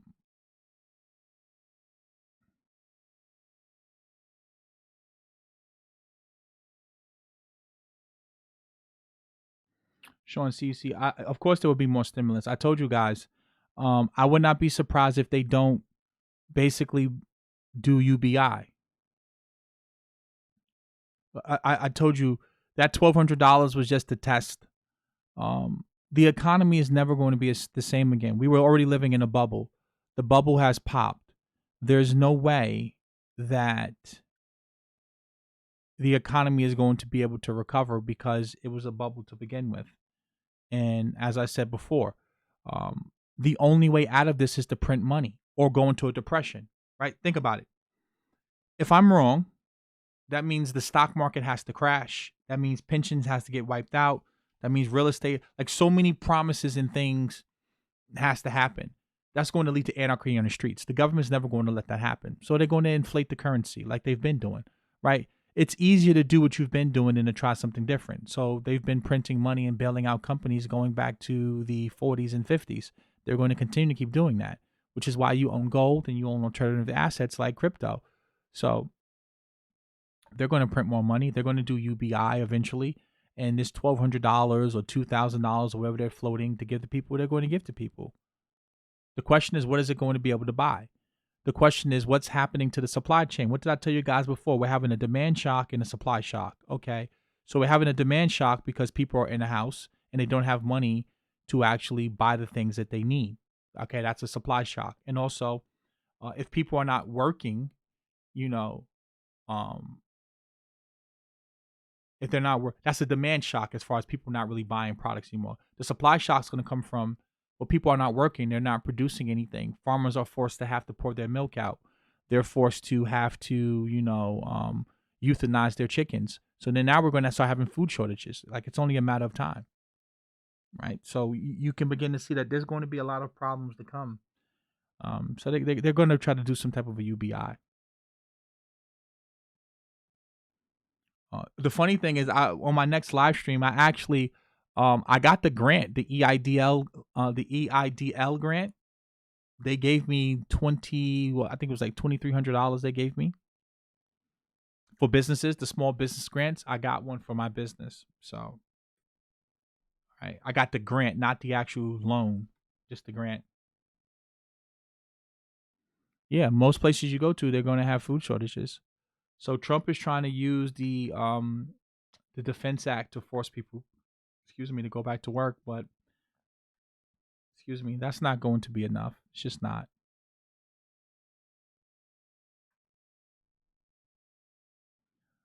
Yeah, people need to change their eating habits, or people need to go stock up on food, man. You need to go get you a some type of a deep freezer.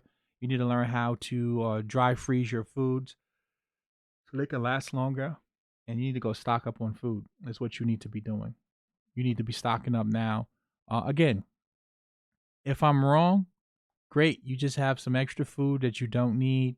You can potentially probably give it away to someone that needs it. If I'm right and you don't have the stuff, you know what you're going to be. You're going to be sugar, honey, iced tea out of luck. So, you know what I did with the grant. As soon as I got the grant, I used it and brought some Bitcoin. As soon as I got that grant, I went and brought me some Bitcoin. So,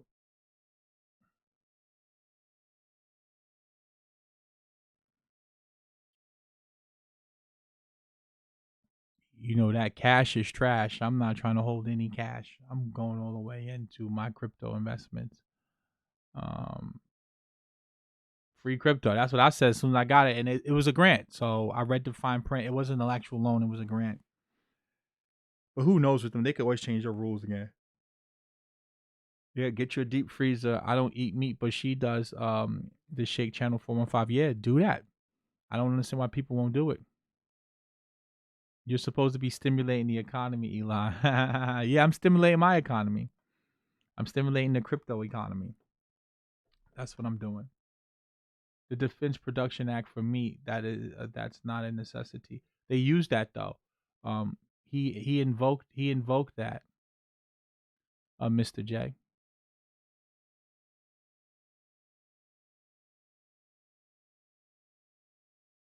I'm pro Second Amendment. I'm 100% uh pro Second Amendment. But I live in New York, so you know we're not allowed to have weapons here, which doesn't mean I don't have one, but I'm a law abiding citizen, so I don't have one. But that doesn't mean I don't have one. But I'm a law abiding citizen, so I'm not allowed to have one. If you catch my drift. But yeah, I'm definitely into the Second Amendment, which is why I want to leave New York and I want to go to Texas or Atlanta. I've been saying that before. Um, so and I plan on doing that. So Frankie Cal, I agree with you 1000%. New York is a communist cesspit 1000%. It is full of a bunch of liberal weirdos, degenerates. But I have a love hate relationship with New York. Um, I love the city in the summertime. I love being able to go to the parks and the festives and the people. But like the laws and the regulations, I hate it. Um, I hate it 100%. But again, as you get older, you evolve. Uh, Freaky Cow, you get older and you realize that some things are more important. Having space, having land, having some resemblance of freedom, that you can protect your property, protect yourself, and defend yourself. So I see myself leaving New York very very soon, very very very soon. But New York is full of some weird people, man. I've seen some weird things in New York City in my time living here. But again, you have some fun as well. But as you get older, you want a little bit more than fun. But you can always come visit, right? You can have two places. I can have a place up here and a place in the south. So Bitcoin hit $100,000, baby. You may not see me on YouTube anymore. Bitcoin hit 100K. You probably won't see me on YouTube anymore, guys. Be honest with you.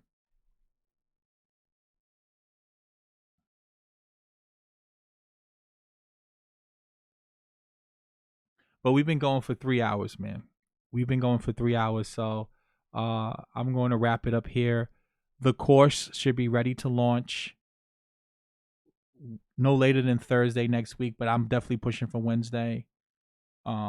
It's going to be $50 a month per month.